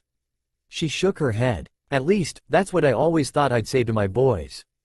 Guess I'll just have to settle for now, Now, as I was saying, the Hyugas are real proper and everything, so make sure you observe proper etiquette, okay? Yeah, sure mom. Do you even know what that means? Naruto laughed nervously. No, not really. What does it mean? The woman smiled and shook her head again. Yup, it's official. You're definitely my son. We've got a lot to go over before tomorrow, and we have to make sure you have some nice clothes. You have plenty of clean underwear, right? Sue, how was your date? Naruto blushed, smiling widely even as he scratched the back of his head. It was pretty awesome, he said. Hinata-chan was as red as your hair all night, but she looked real happy, too. And you? Naruto's smile spread to his eyes, becoming softer. She's really pretty awesome, I think. I mean, I always knew she was nice, but she always seemed like a really dark, gloomy girl.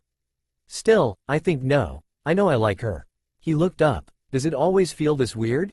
Like your heart wants to jump out of your chest, but it's sitting in your stomach at the same time? Kushina laughed as she pulled her son over to sit on the bed rather than standing there. Oh Naruto, that's always the way it should feel. But you get used to it. In fact, after I fell in love with your father, it only got stronger. Oh, I forget to ask yesterday, but I always knew that what's something I wanted to ask if I ever met you. How you met Dad? Come on, tell me. Aw, that's kind of embarrassing, ya know? Aha, you said, ya know. You're excited, more like embarrassed, ya know. She laughed anyways. Well, I guess we've got the time. Still, I'd like to see you looking like yourself this time. Oops, sorry mom, I guess I just forgot. Naruto looked down sadly. I guess. I've just gotten used to looking like this now. Kushina enveloped her son a hug. Naruto. Sandaime-sama is doing all he can to get you back, and I'm thinking it through, too. In fact, I think I already have a good idea, but…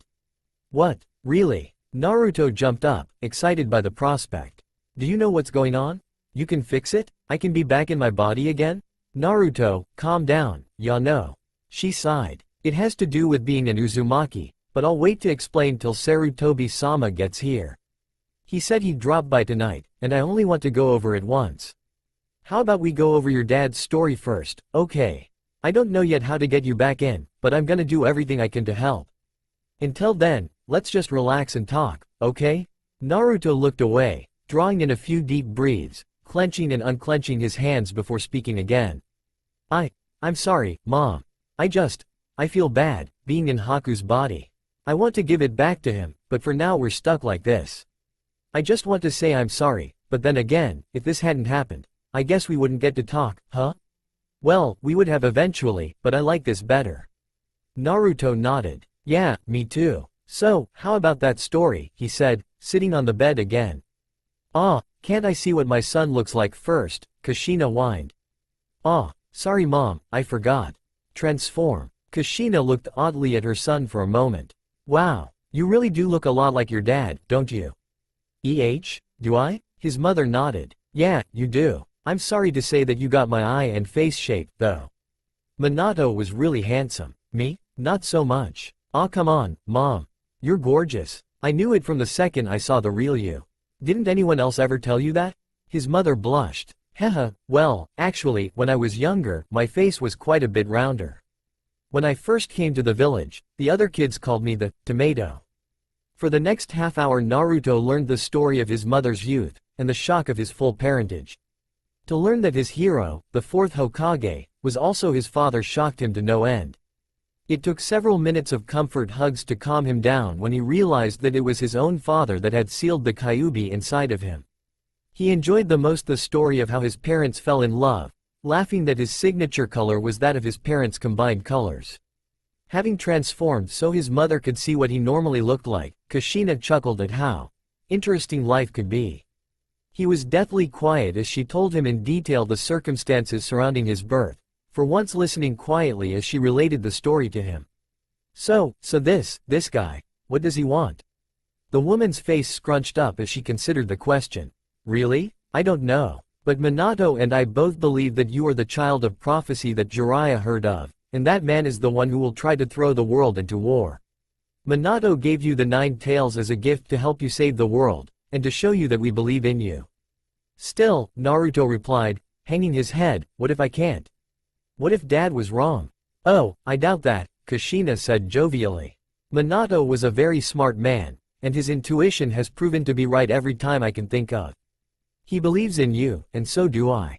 We know that you'll be able to handle whatever the world throws at you. Now come here, she cried out, launching a surprise attack as she grabbed him and began tickling her son. Mom, no. Naruto fought valiantly, but he was no match for his mother. It was to this scene that the Hokage arrived several minutes later, cheerfully amused. It seems you two have been enjoying your time together. Should I come back later? Ah, Hokage-sama, Ji-san. The two of them quickly moved to sit in a less zany manner than their tickle contest had left them in. It surprised Hiruzen that no one had come in and checked the scene with all the fuss the two had made. Please, sit down, Kushina said, still flustered over having been caught in such an unadult manner. The Hokage graciously accepted the seat, acting as though he hadn't witnessed the two combatants a moment ago, much to the Uzumaki's relief. Well then, as I told you yesterday, I have reached a point where I am completely stumped in regards to Naruto's unique ability. You inferred the other day that you might have an explanation of sorts? Kushina nodded. Yes, I do, but I haven't worked out a solution as yet. You recall that I myself had a unique ability, one that incited Kumo's attempted kidnapping, as well as making my an ideal Jinchuriki? Are you referring to your chakra chains, then? I had considered that, but I decided there was no connection. Are you saying that there is? The red-haired woman nodded. Yes, there is. It was something that we didn't exactly publicize, but it has a connection to our sealing techniques. Our longevity is one thing that was as result of the workout clan did. Not having any natural bloodline, my ancestors managed to work a way to actually alter the body using seals. This was the source of our strong life force and longevity, and it had an additional side effect that was less consistent. Seals can do that? The Hokage shook his head in amazement. All the skills your people had, all the things we thought we knew, and we didn't know anything it seems. Even in our own clan many did not know these things. I wouldn't know them except that Mito-sama told me before she died, when she was comforting me about my future as a Jinchuriki. I see. So, what was this other side effect you mentioned? It began subtly in earlier generations, but the seal not only enhanced our vitality, it preserved it, so to speak. The talents of the parents can, in a form, be inherited by their children. It is not consistent, but it is our bloodline. Wait, we have a bloodline? Naruto stared at his mother in complete shock at the revelation. All his life, though he had been proud of his Uzumaki name simply because it was his, had never imagined that he had come from a clan. Much less that his clan had a bloodline, like Sasuke, or Haku or, gulp, Hinata. Yes, we do, but not in the same way as other clans do. It isn't something that the parent can necessarily help the child learn to wield. My mother, your grandmother, she explained, told me once that her father had worked a lot with metal in his jutsus. She had the ability to manipulate metal even more with her bloodline, and I, as I told you earlier, can shoot out chains made of chakra from my own body. So, are the chains metal then? Kushina shook her head. No, that ended with your grandmother. My blood took on the form of her manipulation, the form of the chains she always used, and allows me to create a chakra form of them stronger than any real chain and lasting as long as I have concentration to spare. I see. Sarutobi tapped his fingertips together as he processed the information. So, each generation inherits an aspect of the previous one's talents, but it remains unpredictable, yes? So Naruto, he did not chain the ability to manipulate his chakra but rather to send it out?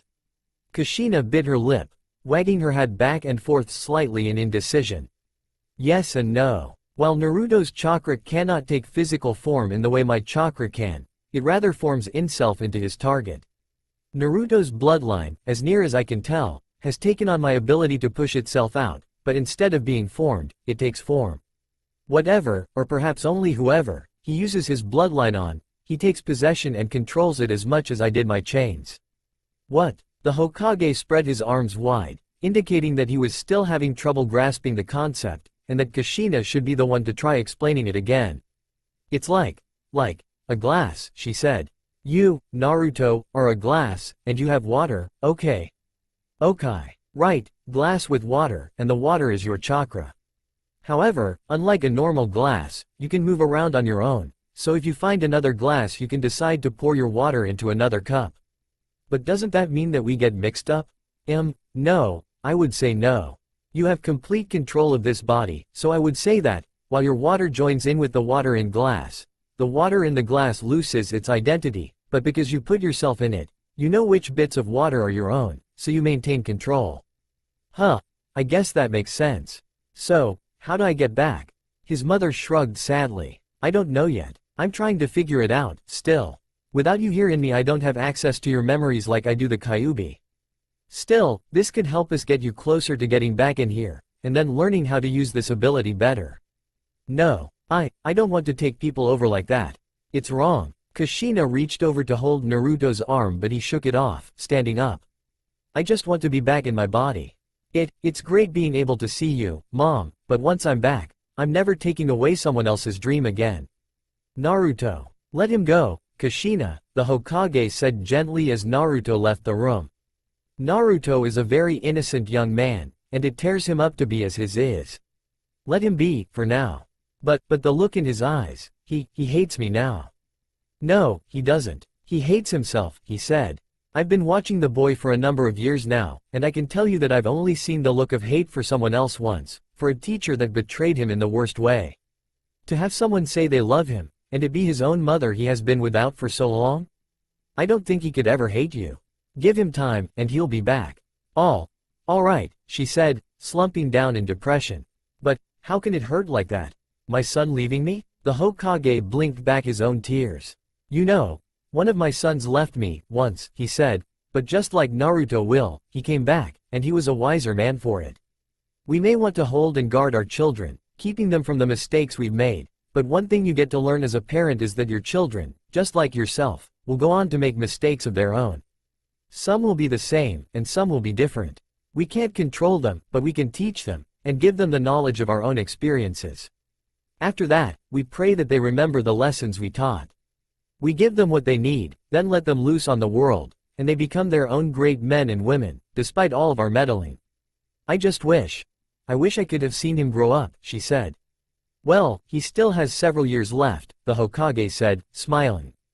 Given the unique circumstance the two of you find yourselves in, I would say you still have a number of years left to live together. It may not be like a normal family, but then again, Naruto is anything but normal. He stood. I have some ideas I think I'll look into now before I go home. My advice for you. You may not have access to Naruto's memories, but as I recall, Naruto isn't the only full-time resident in that body. Good night. Kushina watched him go, head cocked to the side. Not the only resident, Seems to me that I need to pay a visit to an old friend. Naruto walked around the darkened village. It had already been late in the day when he ended his date with Hinata. Spending time with his mother had given the sun plenty of opportunity to sink below the horizon. The days were still long, though, so despite the late hour he was able to see a touch of yellow on the horizon from his vantage point. I don't know, Dad, he sighed. I mean, I get that ninja are supposed to, kill people and everything, but still, this feels wrong. I don't want this ability. Heck, I don't even know how to use it anyway. For all I know, I might still be stuck like this anyway and it will never matter. He broke off for a moment to dry his semi-leaky eyes. Haku, he was a really nice guy. He had dreams just like I did, but now, because of me, they're gone. I just took them away, maybe forever. How am I supposed to deal with that? And how can I even think about using this ability again? Well, sometimes, it's not about the dreams you take away, but the ones you save. Naruto jumped, looking back up the mountain to see Iruka leaning over the edge of the Yondaime's head. Iruka-sensei, what are you doing here? Iruka shrugged. Oh, I just come around here to take a walk sometimes, especially after a test day. Those academy kids can be a handful, just like Naruto was. He scratched his chin. I heard you talking while I was up here, but until I got to the edge it wasn't very clear. Still, I'm guessing it has something to do with what happened when you and Naruto met up. Come on up and we'll talk about it, okay? Naruto nodded, gulping. I thought he heard me. Guess my secret's still safe. He felt a mixture of relief and frustration at the same time, wishing he could tell this man, this teacher who was like his older brother he never had, the truth of his situation. Once at the top of the monument, the two began walking back to the village as Iruka insisted it was late enough that Haku should be getting home to prepare for the next day's missions. So, someone got hurt it would seem. What happened? Just take your time. Naruto nodded, thinking carefully for several moments before he began. My mom, she was from the land of water, he said, back when they had the bloodline purges. Iruka winced. I think I could venture a guess about your mom, then. She had a bloodline? Naruto nodded. Yeah, she did. She hid it, though, tried to pretend she didn't. She hoped that I would never have it, either, I think. Or maybe she had hoped that I would never learn how to use it. But still, one day, I realized I could do something special. I was just playing around in the snow. My mom, she tried to stop me, but I guess I wasn't very good at listening to her. Naruto blinked back tears as he recalled how, not too long ago, he had almost run from his real mother's presence. He knew, from what Haku said, that the other boy actually had listened, but it had been too late. But as he thought about it now, wasn't he treating his own mother unfairly? Haku, even at that young an age, listened to his mother, and here Naruto was, having the mother he always dreamed of having, and he hadn't given her time to talk. He hadn't listened, he had run. He jumped as Iruka put a hand on his shoulder. You know, parents only want what's best for their kids. Sometimes it means making hard decisions, but they do the best they can for us. My parents, they died when the Kyuubi attacked 12 years ago. It was a hard time for me, but I still remember the words they told me the last time I saw them, almost throwing me away from them as I tried to stay close during the battle. It's the parents' job to protect their kids. He smiled. I miss them, but I know they were doing that they were pushing my away at time because they loved me, even though it seemed harsh to me at the time. I'm sure your mom wasn't trying to scare you or anything, and I'll bet she'd be happy that, whatever happened to her, you're still alive. Naruto nodded, wiping away some more tears. I guess I should apologize to her later. She wouldn't tell me to do anything she didn't think would keep me safe and happy. So, what happened next? Huh? Oh, yeah, right. Naruto continued to mix truth with lie, saying that he traveled as an orphan, finding his way to the Wave Village. He had been happy, he said, living with the bridge builder's family, but when the bridge was attacked, he wanted to help, just like everyone else in the village. I knew I had this power, he said, and Kakashi-sensei is helping me learn how to use it, but I didn't use it right, back then. He took a deep breath, preparing his next lie. I ended up being the one to hurt him, Naruto, to knock him unconscious.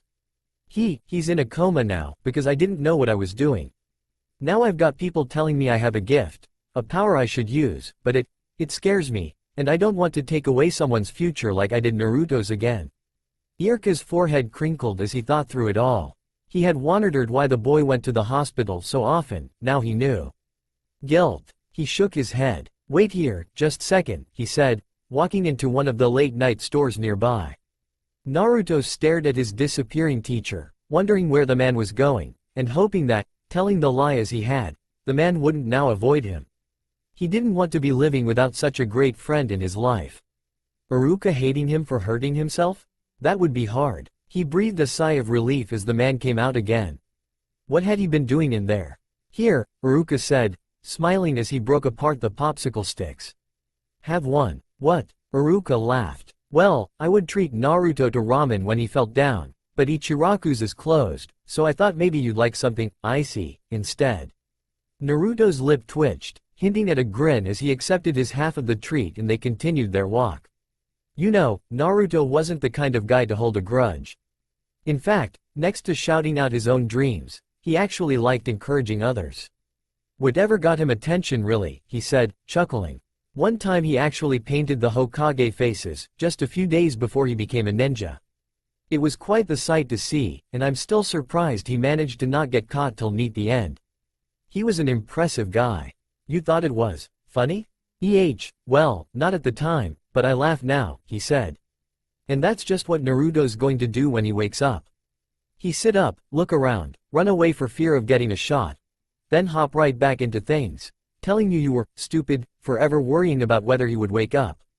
This is Naruto, he declared, and if nothing else, Naruto knows everything there is to know about beating the odds. So stop feeling guilty about him, he'll be fine, I know it. Besides, sometimes, ending one dream makes a lot available. That Gato guy? He's dead now. You don't think he had a dream? Of course he did, but it wasn't a good one. If this ability of yours can be used to preserve good dreams, I don't think you should fear it. It's a part of you, just like your mother is, in your heart. Don't fear it, embrace it, and focus on the dreams you can save instead of the ones you might stop. That is the essence of being a ninja, to preserve dreams, like my parents did for me. Naruto startled the young man, tooting to hug him tightly. It reminded him of Naruto. Then again, Naruto was the one who inspired the kid anyway. Thank you, sensei. I think I need to hear that. Iruka patted the boy on the head. Hey, don't worry about it. You are Naruto's friend, so you're my friend, too. Just don't give him reason to regret anything once he wakes up, got it? Got it. Alright, well, we're back our complex now, and I've got lessons to teach. Good NGIHT, Haku. Naruto bowed. Good night, sensei. I'll make sure that Naruto doesn't have anything to regret. I know, the Chunin said as he walked to his apartment. I know. Yeah, I guess so. Naruto chuckled. Guess sensei's still awesome. Well, got to get some sleep, he thought, putting his hands behind his head. I did tell Hinata I was going to pick her up for breakfast. Maybe we'll get takeout and go visit mom. Kakashi looked up from his book as he continued to walk through the village.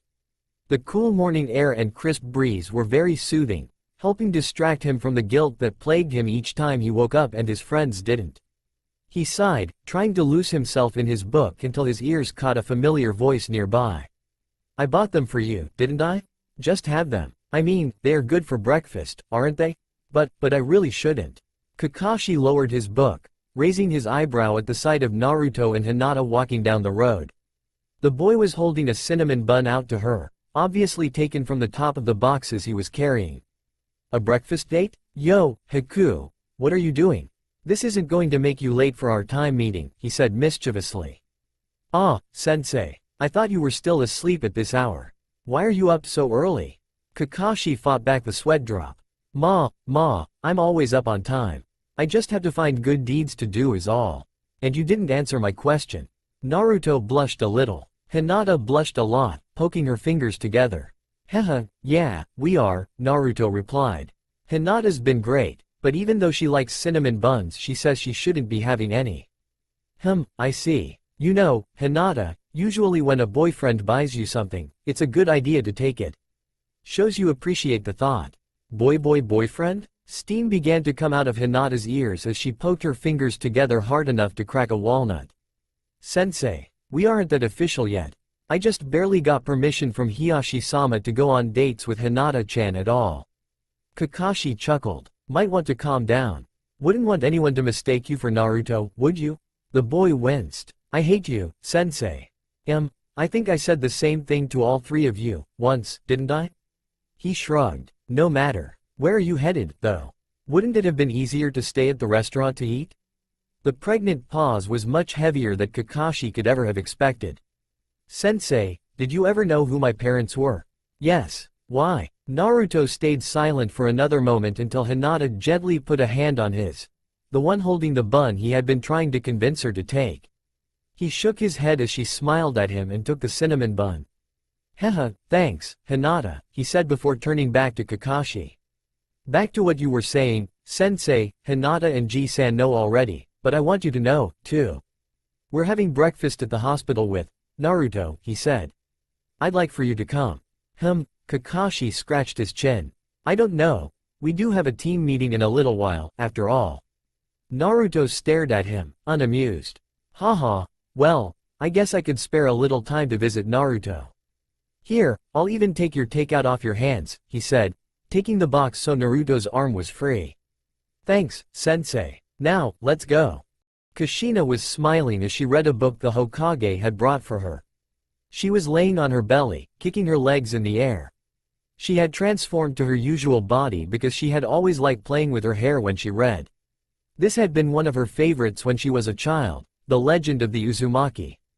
The story featured the founder of her old village who had been the daughter of a senju before finding her true love and founding the village with him. She giggled as she came to the part where they first kissed before snapping the book shut and hiding it under her pillow. Some seemed to be at her door about to come in. She wasn't sure if it would be Naruto, even though she hoped it was, but she didn't want Naruto to see that book. It was mild, but she was pretty sure it had given Jiraiya some of his ideas. So just don't freak out, okay? It's a long story, but what you're about to see is real, okay sensei? Who was Naruto talking to? Hinata already knew, and so did the Hokage, so who is this? Really Naruto, I don't think that anything you could show me would be too. Kushina looked on in surprise to see her husband's former student. That explained why Naruto was referring to him as sensei, at least. He had gotten quite tall compared to the shrimp he had been 12 years ago. Kakashi, meanwhile, had dropped the takeout bag he'd been carrying, too shocked to think. He looked back at the door number and started. Yup, this was Naruto's room. He looked back at the bed.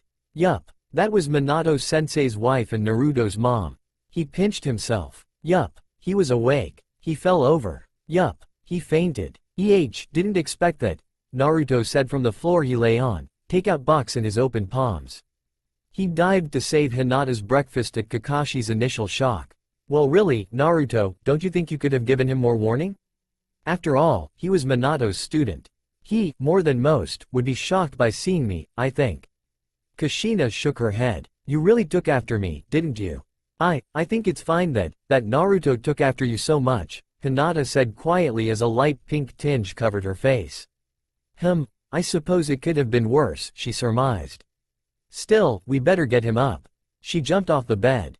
Being confined to S single room all day made it nice to be able to move around the room and exert herself, even if it was just to replace her body with the unconscious Kakashi's. He waited much more than he looked, she noted. Still, it gave her something to do other than face Naruto's reaction to what she'd said the day before. She was sure Hinata was the one who made him come so soon after his disagreement with her. After lifting the Junin to the bed, she cast her eyes about to find something to fill the gap in conversation. Oh, you guys are having breakfast? Where did you get it? You think I know the place? What are you having? Is it your favorite, y'all? No? Mom. Kushina finally stopped as Naruto raised his voice. She fiddled with her hair nervously. Yes, Naruto? Mom, I wanted to apologize for yesterday. I'm just not used to the whole having a parent thing. I know that you look at things differently than me, but I was reminded that you only want the best for me. I'm still not comfortable with the idea of using this thing I have, but if you think it's for the best, as my mom, I'm going to trust you. Kushina stared at him for a moment, tears welling up in her eyes before she latched on and hugged him, sobbing into his shoulder. He stared at Hinata for a moment at a complete loss for what to do, before awkwardly putting his arms around his mother and hugging her. Oh Naruto, I was so worried. I lost you before I ever got to know you, and because of that I thought I was about to lose you again. I'm sorry for not thinking of your feelings before I said anything. It's okay mom, really. She stepped back, wiping away her tears. I know, ya know. I'm just, well, it's been rough, ya know.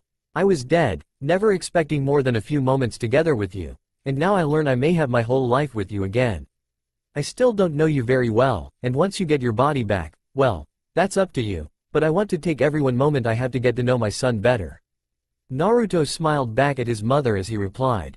Yeah, me too. Oh, hey, we brought breakfast. Can you tell Hinata the story about how you met Dad? His mother laughed at his excitement before sitting down in a chair, taking her proffered portion of the meal and launching into the story once again. Kakashi moaned as he rubbed his head. He must have fallen out of his bed. He swore he saw Kushina after walking with Naruto and Hinata to the hospital. That was one odd dream. He usually had nightmares about his sensei and friends dying because he was unwilling to help. This one, he shook his head. It felt later in the day than normal. He might actually have to rush over to the team meeting. Oh hey, sensei's waking up, he heard Naruto call. Why was Naruto at his house? And since when did his bedroom let this much light in? Well that's good. Isn't he already late for your team's meeting? Obito always used to be like that. Who's Obito? Kakashi shot up, eye wide open as he stared, once again, at the red-haired woman occupying the room, the one that should have been dead for the last 12 years. Kush, shish, Shina? Yes, he's definitely awake, the woman said. Did you hit your head? Are you going to be alright? Hu bubba ma he hu ha hum bum biddle. I suppose I should explain to him what happened, shouldn't I? Naruto asked. His mother shook her head. No, you and Hinata take some time alone. Sarutobi-sama was going to visit this morning, too.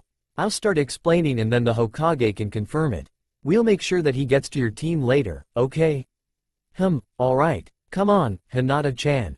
I guess I'll drop you off for YPUR team meeting before heading to meet up with Sasuke and Sakura. Thank you, Naruto-kun. It was good to see you again, Uzumaki-san. You, too, Hinata. Take care. Hinata and Kushina bowed to each other as the young shinobi left the room, leaving Naruto's mother behind with his sensei. Alright. Time to explain to you what's been happening the last few days, she said. It's too soon, Hiyashi said. It just is not done anymore. Perhaps that is how some feel, but for one such as this, would it not be to our advantage? The man furrowed his brow as he considered the Hyuga counselor. It is possible, but we have no guarantee that it would end well. There are still too many factors, and no one to speak for the boy. Couldn't the Hokage speak for him? As an orphan? It might be possible, but even if the Hokage is old, that does not mean that he will be old-fashioned. We can put a swing on it, then. Hiyashi raised an eyebrow at the suggestion, waiting for the other man to explain. Well, he is an orphan, right? This would mean bringing him into a family that would seek his well-being and care for his needs, would it not? Hiyashi rubbed his chin. Perhaps. Hinata would have to be amiable to it, first, however. And we would need to ensure that the boy is ready to join a societal structure such as ours. If things are as have been described, I think young Hinata will not object. She seemed quite eager to go on this breakfast date with the boy only this morning. As for him, even if he is not ready, we could educate him. After all, if his blood were to be combined with ours, it would open up many new possibilities for us, don't you think? The Hyuga clan leader sighed. Very well, I shall begin looking into it. Thank you for walking me, Haku-kun, Hinata said, bowing. Naruto scratched his head. It was nothing, Hinata-chan. Good luck with your team today. Maybe they'll actually give you guys a good mission, right? The girl smiled. Perhaps. Good day, Haku. You, too, Hinata. The two parted, walking their separate ways as Team 8 wondered at Hinata's happy look. Alright, Kiba, Shino, start off to the tower. I have something I need to talk to Hinata about. What about Sen's Herc? Come on, Shino said, grabbing Kiba by the collar. We have been given an order by our superior. It is best to obey orders. Okay, fine, let, URK, go of my collar. Arf. Good morning, Kurenai-sensei. Hinata, care to tell me anything about this new young man? Hinata looked up in surprise. Excuse me, sensei? I have a distinct recollection of you having an interest in Uzumaki Naruto, but now you seem interested in this new boy. I didn't take you for the fickle kind, Hinata. What happened? Oh, well, that is, Kurenai rubbed her temple with a finger.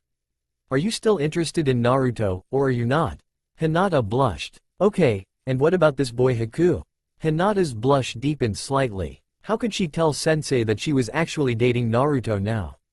It wasn't something she was allowed to talk about, not even with her father. I of course. Then what is it I saw this morning? Were you, or were you not, on a breakfast date with that Haku boy? Hinata blushed and hid her face at her sensei's accusation. Hinata? It's complicated, sensei. Please, don't ask. Kurenai tapped her fingers on her elbow for a moment. Fine, I'll let it rest for now, Hinata, but I warn you, it's going to blow up in your face if you don't do something about it soon.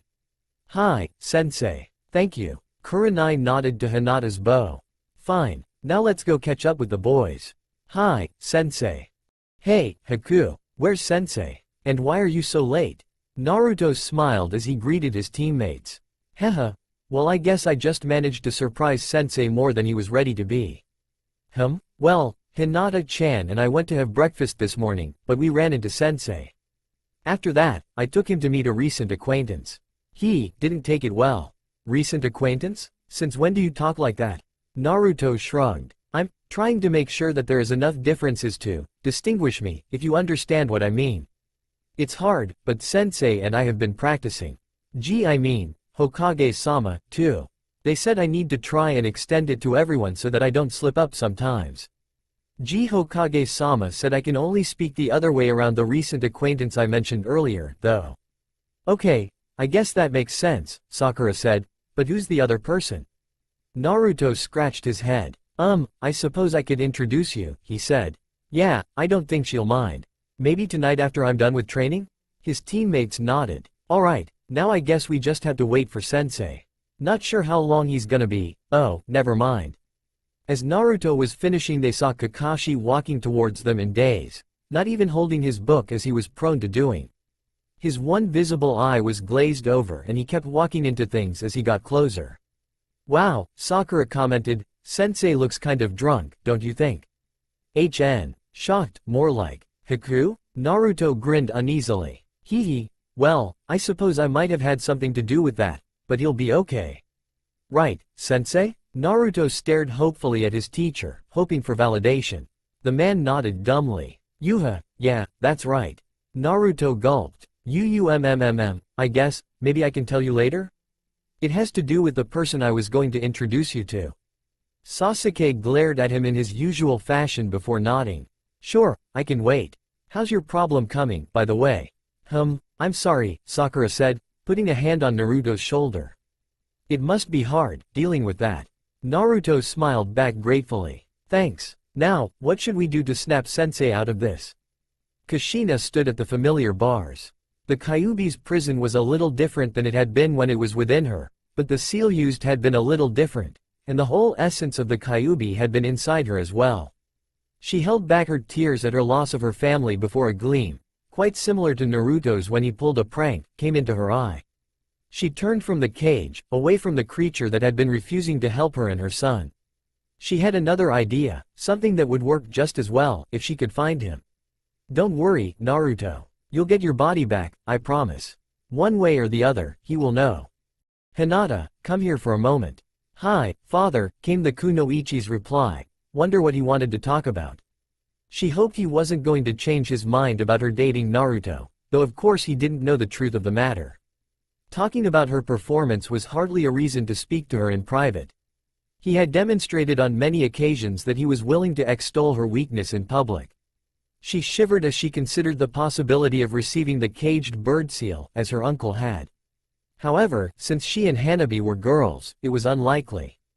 Clan heads were typically men, so while in practice it would be one of the two of them, it would be one of their husbands who held the title officially. Hinata fought down a blush when she thought of Naruto as her husband, sighing at the impossibility.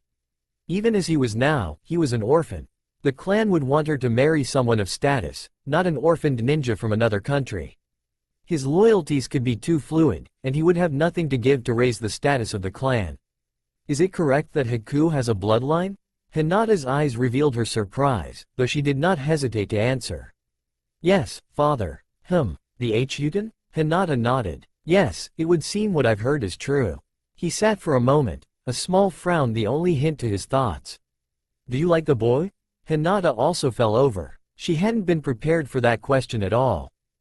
Well, yes I like him, a lot, came her stuttered reply, her face turning red. I thought so. That makes this. He shook his head. Never mind what I just said. Hinata, it has been proposed that you and Haku become betrothed so that the Hyuga clan might benefit from having his technique combined with our own. Hiyashi sighed as he watched his already embarrassed daughter turn redder and redder, awaiting her inevitable faint. I would not object, but Haku-kun might not want to. Hiyashi raised an eyebrow. She was still conscious? He had thought, that Naruto boy, how unexpected. In truth, I did not think you would be ready for something such as this, but the clan desires it, so I have put the proposal at your feet, either to accept or reject. Bring this to Haku in whatever manner you wish. The Hokage can stand in for him in the betrothal ceremony should he accept. Hiyashi stood. That is all I needed to speak with you about. You may return to your usual activities. He walked past her, marveling that she remained conscious, but he could also feel a slight depression radiating off of her. The boy had almost begged him to date her, but was she this unsure of his feelings? Naruto-kun, it would be a dream, but once you get your body back, it would all end. Several tears made their way down her face. Why couldn't they want us to marry? Why did it all have to happen this way? Darn it, Minato, I know you're in here somewhere. Now show yourself, Kushina shouted into the emptiness. He had to be there. She had been there just like him, but she had felt the Kyuubi taking control without the seal breaking down, and that meant it was her job. He had to ensure the seal's integrity, so he was still in the emptiness somewhere, still waiting. But she was tired of waiting. Namikaze Minato, get your blonde butthead out her right this instant. She growled as nothing happened for a moment, but then she felt a very familiar set of arms wrap around her. Minato, she whispered, reaching back to kiss her husband. Kushina, there isn't time. But there is. It didn't work out like we thought. I wasn't dying, so right now my chakra is getting stronger. You could do it, too, then Naruto could have us both around, couldn't he? And you can help him get his body back, ya know? Minato turned her around, shocking her with the grimness of his face. Kushina, we were wrong about you, but using the technique I did, I cannot replenish myself like you can. I will have to stay as I was, for Naruto. No, no. Kushina shook her head, crying and gripping her husband's shirt tightly. He gently wiped away her tears. Yes, that is just the way it is, but now you can still be his mother, and you can tell him how much I love him, and that I will be there for him. Get him ready for what's coming, in the way that I cannot. Minato, please. The blonde man lifted her chin, planting a light kiss on her lips. I'm sorry, Kushina, but we'll meet again, I promise. Just watch over Naruto, and look forward to that day. She nodded, crying a waterfall at the loss of her new hope. I will. Good. And don't worry. You found me, you can find Naruto's memory of his bloodline, too, he said as he began to fade away. She looked at him in shock. How did you know? He smiled and waved, disappearing again to wait for when Naruto would need him.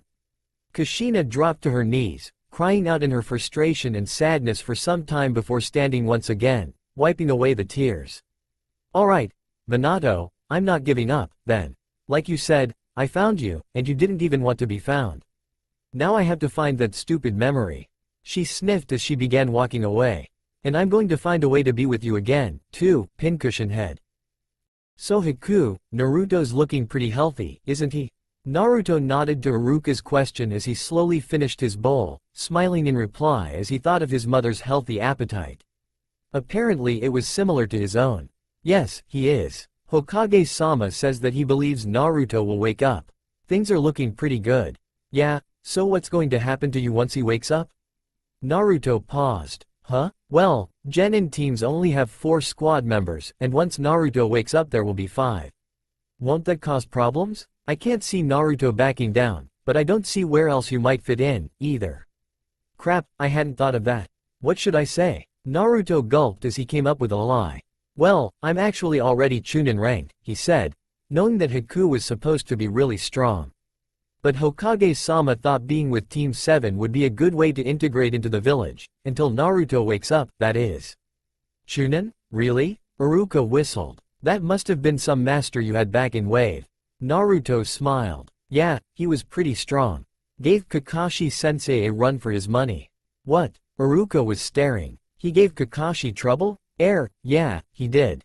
Some. Kakashi-sensei was still more powerful, though. Just who was your master? Naruto shifted uncomfortably. I'm still not too comfortable talking about that. When he died, it was hard for me. Iruka nodded, even though his curiously was now immense. Okay, I can wait, but for someone to give Kakashi-san trouble, that's just, wow. Naruto stood. Thanks for dinner, Iruka-sensei. Oh, going already? You only had 2 bowls. Haku shrugged. Well, I don't eat as much ramen as Naruto. Right, sorry. Guess I'm just in the habit. Naruto smiled, bowing. Thank you, sensei, for the meal. Not a problem. Good night. Naruto has himself a good friend there, doesn't he? Yeah, he does, Iruka replied to the female chef's observation. But, thinking of Naruto made me hungry. How about another bowl? Sure thing, Iruka-san. Hey, Mom, how you doing today, Mom? Naruto got nervous when he saw the sweat accumulated on his body's brow. The bed was also soaked. Mom. He rushed over to the bed in a panic, trying to remember first aid from the academy. Her felt his mother's pulse beating like a jackhammer in the wrist, and she felt hot as an iron. Crap, what do I do? Mom. He began to run to the door, but was stopped. No, stay, almost, done, just, fine. Mom, what's going on? Why are you so hot? He paced the room frantically as she failed to answer, still sweaty and hot. He was scared out of his wits. What could it be that his mother was doing that was making her like this? It looked painful, to say the least. He continued his frantic pacing for several minutes before he heard a grunt and a sigh, then saw his body relax and sink into teehee bed. Mom, he cried, rushing to her side. Mom, are you okay? What happened? Is anything wrong? No, it's fine, she replied, panting as she caught her breath. I was looking for how to get you back, just need to rest a moment. Naruto nodded, sitting on the edge of the chair next to the bed as he waited for her to explain to him what had happened. Naruto, can you get the Hokage? He'll need to be here, if I'm right. Huh? Oh, okay, sure. He went to the door and sent the message through the Anbu as he continued to look over his mother, now very pale and clammy, even if she was smiling. Mom, what was going on? I don't want to explain it twice, so I'd prefer to wait until the Hokage got here, if that's alright, but I promise I'm okay. Is that enough? Naruto nodded, gripping his mother's hand. I can deal with that. It's just, I didn't know it was so scary, thinking you were about to lose your mom. Kushina started, staring at Naruto for a moment before pulling him into a hug. Oh Naruto, you know I promised I'd stay here. I'm sorry I scared you, but I think you'll like the result of what I was doing. Okay, he said, stifling his tears as he held her tightly. Okay, Kushina smiled as she held onto him, stroking his hair and trying to relieve his discomfort. A few moments later, the Hokage came in. I can't say how grateful I am that I had an excuse to cancel that meeting early, but I would like to know what was so important, Naruto. Kushina, is everything alright? Kushina nodded as Naruto sat up again, wiping away the remnants of his tears. Yay, we're good. I just Naruto a little scare. Did you now? So, did I come here for nothing? The woman laughed. No, I told him to get you, because I've been traversing Naruto's memories stored in his brain, and I think I have figured out how he triggers his ability. What, really? You think so? Naruto shouted, jumping up in excitement. That's awesome Mom, you're awesome. Kushina blushed, scratching her head. Yeah, well, your dad gave me the hint, ya know. Both the male's jaws dropped. Minato? You mean, the Yondaime? Kushina nodded. But, how is that? Well, then why isn't he? He can't, she said, a tear falling down her face. He can't? What did ya mean Mom? Minato, he didn't go in with the same life force as you. It's because of his use of the seal, isn't it? Kushina shrugged. I guess. That sounds like what he said, but he only showed up for a moment to explain that he couldn't, do what I am. His chakra has to stay put away, for now, waiting for when he's needed. I see. Naruto, are you okay? Huh? Oh, yeah, I guess. He shrugged apologetically. Well, I don't know him like you, so it's not as big a deal if I can't see him now. He paused. I will get to see him though, right? Of course, Kushina smiled. One day you'll meet him, and you can talk with him yourself, but only for a bit. Then it's okay. I can wait. After all, as long as I have this jutsu, I've got you, too, right? That's right, Naruto, the Hokage said, gripping Naruto's shoulder lightly. But you have your mother's love with you always regardless. Yeah, that's right. Now come give Mom a hug you little brat. Kushina and Naruto both transformed to grip each other tightly. A moment the Hokage allowed them happily before calling it to an end. So, Kushina, you said you've figured it out? What? Oh, yeah, that's right. You see, I managed to access Naruto's memories, just like I can talk to the Kyuubi. It took a lot of effort, so I see, the Hokage mumbled, but I managed to find it, and after looking at it carefully, over and over, I realized a few things. First, Naruto, of course, was moving his chakra. Also, he had direct eye contact with Haku, and his hand was in this position, she said, holding up her own hand like Naruto had done when Haku caught his fist at the bridge. Fingers extended, right above the face. His arm was at this angle, she continued, and his body, well, even though we can't be sure on any of these being key elements yet, and I'm pretty sure this isn't one of the important points, his body was at this angle. She sat down after posing for a moment. That's everything I got. The first three seemed the most important. Eyes catching the target could be for Naruto to actually overcome their own consciousness, and then his hand is directing the chakra, I think. Saruboti stroked his beard. Yes, that seems right. It makes sense. Naruto, do you want to try this now, or do you need some time to prepare? Of course I wait, Mom. What if I can't do it again once I'm back in? What about you? Are you, okay, going back in my head? You won't have a body anymore. Kushina laughed. Naruto, I'm on borrowed time, and anytime you need me I'll be right there, listening for your call, and ready to protect you if you need my help. Besides, she grinned evilly, it may be fun to use some of my spare time tormenting poor, OL Kyuubi. Naruto shivered. Moms can be really scary. Still, oh come on. Anytime you want to talk just grab Kakashi or Sandaime-sama or someone and we'll talk, face to face. Naruto gulped, nervousness building up. He wiped his sweaty hands on his shirt.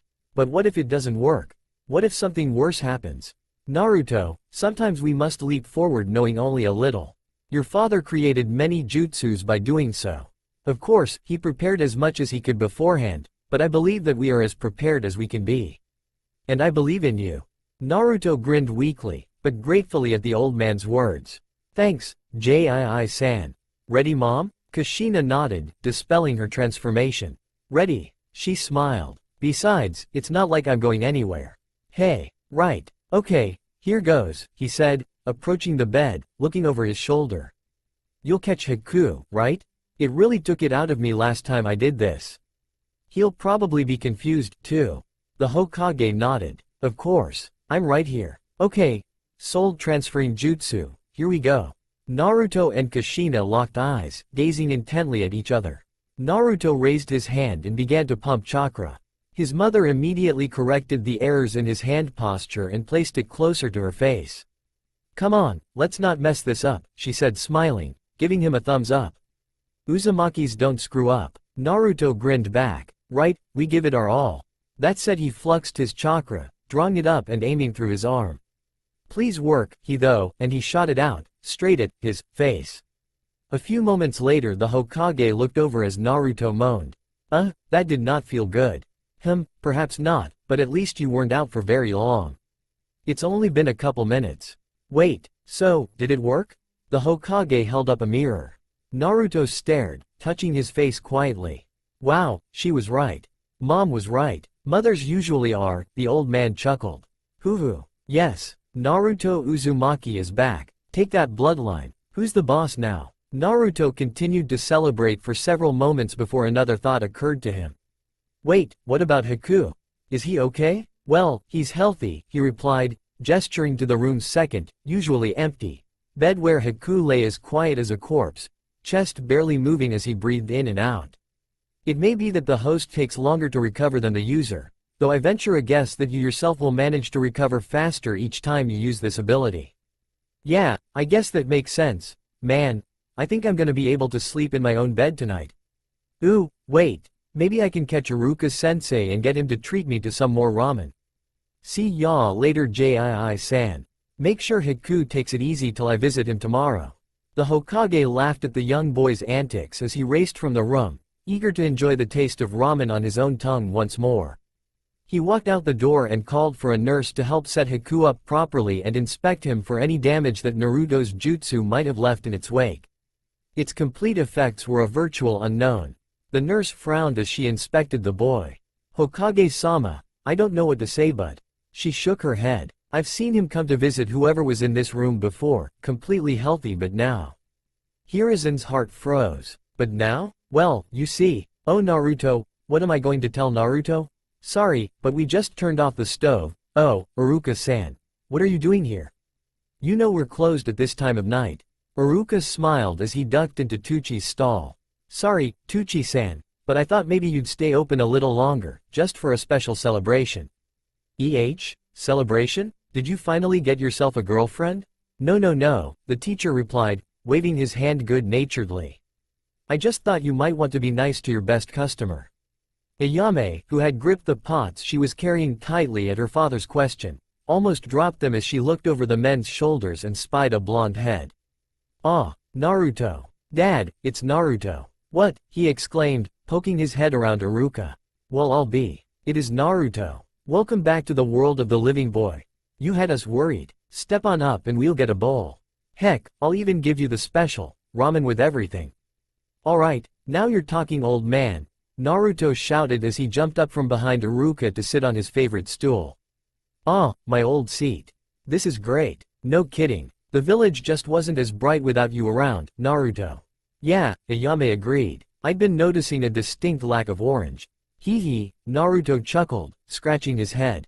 Yeah, I have been out of it for a while, but, he continued, flashing them a thumbs up, now I'm back, Uzumaki Naruto, future Hokage. They chatted for a while, enjoying some ramen before someone though to ask about Haku. I don't know, actually. He was still talking with Ji-san when I left, Naruto said. It felt weird. He'd gotten so used to lying about where he was, he had to quickly adjust to talking about Haku now. He frowned. He hadn't really stayed around long enough to talk to Haku. Sure, ramen was great, but really should have waited. He grunted in frustration. He'd spent the last several weeks learning about patience and then he blew it all in one moment. He'd have to check in with Haku the next day. You know, he was almost as good a customer as you. Is that right? Naruto asked, sweating. Yeah, came around a lot, but he didn't manage to mooch any free bowls off of us, except that first one, Tucci said. Seems like he'd had a hard life before meeting up with you. I don't know about that, Naruto said. Haku was happy, I think, but that's his call, I guess. Of course. You know, he lives right by me, Iruka spoke up. We'll all have to come here for ramen sometime. Yeah, that sounds great, the boy said, smiling weakly, moving to drain the broth from his bowl to cover it up. How was Haku gonna react to Naruto living his life? Making friendships for him and everything? He mentally shook his head, wishing he'd thought things through a bit better. That hit the spot. Thanks for the ramen, guys. No problem, Tucci said, smiling cheerfully. Just make sure you keep coming back. Definitely. He hopped off the stool. Well, gotta get ready for training again. Got weeks of training to catch up on. Of course. Take care, Naruto. You, too, Sensei, Tucci-san, Ayame-san. Night. Good night, they chorused. Well, I'll tell Haku you said hi next time I see him, Iruka said, also standing. Ayame replied, blushing.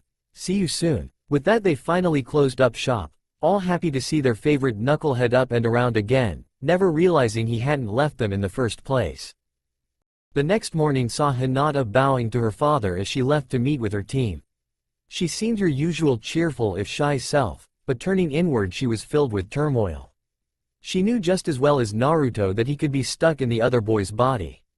In Haku's body, but then again, he might be able to get out and back to his own. And now her clan wanted he to marry Haku Naruto. They had no idea the truth of the matter, and she feared Naruto's reaction. Just the other day, when his sensei had called them boyfriend and girlfriend, Naruto had vehemently denied it. She knew marriage was not on his mind, as happy as the idea made her, but she did not think he would like the idea. Not yet. It was too soon, that's what he would think. He would back off, separate himself from her. It might be best not to say anything, at least not for a little while. The Hyuga shook her head. No, that was not the way to think. Even if he backed off, Naruto, if he really liked her, wouldn't stay separated for too long. He was not someone to be scared off, no matter what, because he had the spirit of a hero. He, unlike her, was full of courage. Naruto, grant me that courage now, so I can tell you what my family wants us to do. Hinata, I was hoping to run into you. Good morning, Naruto-ku. Hinata's eyes widened. Naruto. He was in his own body. At least, she thought it was him. Could it be his mother was living his life now? Kushina? Naruto cocked his head to the side. Mom doesn't look like this. Why did you think it was Mom? Oh, sorry, Hinata said, blushing in embarrassment. Of course that wouldn't be the case. Kushina, while a lot like her son, was not him. If she had left the hospital it would have been under a henge. So you got better, she said. That's goods. Yeah, isn't it? Naruto said, scratching his head and smiling brightly. Well hey, I've got some time before sensei makes it to my team meeting. Mind if I walk with you? Haku asked me to. Hinata nodded. Yes, that would be good. He fell in step next to her, asking her about her training in the village since he'd been sick, as though he had really been gone. As they neared Team 8's meeting place, however, Hinata paused. Naruto walked on for a few moments before realizing he'd left her behind. Hinata? You okay? Why, yes, Naruto-kun. I need to tell you something. Really? He asked, walking back to her. What's up? Some wrong? Hinata tapped her fingers together for a moment. Well, that is, my father, he wanted me to. Hey, Hinata, what are you doing? Hey, Naruto. Kiba came up behind the boy, throwing his arm around him. Naruto, it's good to see you up and about. Heard you were sick as heck, but you look pretty good to me. Hey, Kiba. Yeah, I was in a coma for a bit. Nasty hit to the head on a mission we had. What? How did you manage that? Kiba shook his head. Ah well, at least now you'll have an excuse for being so dumb. Nani? Take that back, dog breath. No way, knucklehead. Hinata smiled, holding in a small giggle. The two were very similar sometimes, especially in the way they showed their friendship. She wasn't even sure they thought of the other as a friend, but having been around them both long enough she knew the real intent behind their banter. She stiffened. That feeling, on the other hand, was not so good. Ah, Naruto, good to see you up and about again. I'm sure your team has been missing you. Oh, Kurenai-sensei. Yeah, I'm looking forward to get back into mission, Datbeo. I'm sure. Just don't overdo it. Your body will need to get back into shape after being in a coma for so long. She paused. I'll tell you what. I'll give you a few tips while I send my team on ahead, she said, pointedly looking at the three genin. Sure. Thanks, I guess. He waved to Hinata. Have fun today, Hinata-chan. Thank you, Naruto-kun. Yeah, take care man. We'll see you later. Congratulations on your recovery, Naruto. Naruto flinched at Shino's remark, not having noticed him standing next to him until he spoke up and walked away. Man, that guy is really creepy sometimes, he muttered, turning towards Kurenai. So, you said you had some tips? The woman shrugged. Nothing I can tell you that Kakashi won't. It's something else I wanted to talk with you about, actually. You remember Haku, right? Yeah, of course. What do you think of Hinata? I noticed you walked her here today, and you called her Hinata-chan. Naruto gulped. Crap, I messed up. Kurenai doesn't suspect, does she? Hinata is a good friend. She's really nice, and she visited me a lot, Ji-san said. Do you know why? Because she's nice. She shook her head at the response. You've got to be, never mind. Naruto, I feel the need to tell you. Hinata has had a crush on you since, for a long time. That's why she visited you so much.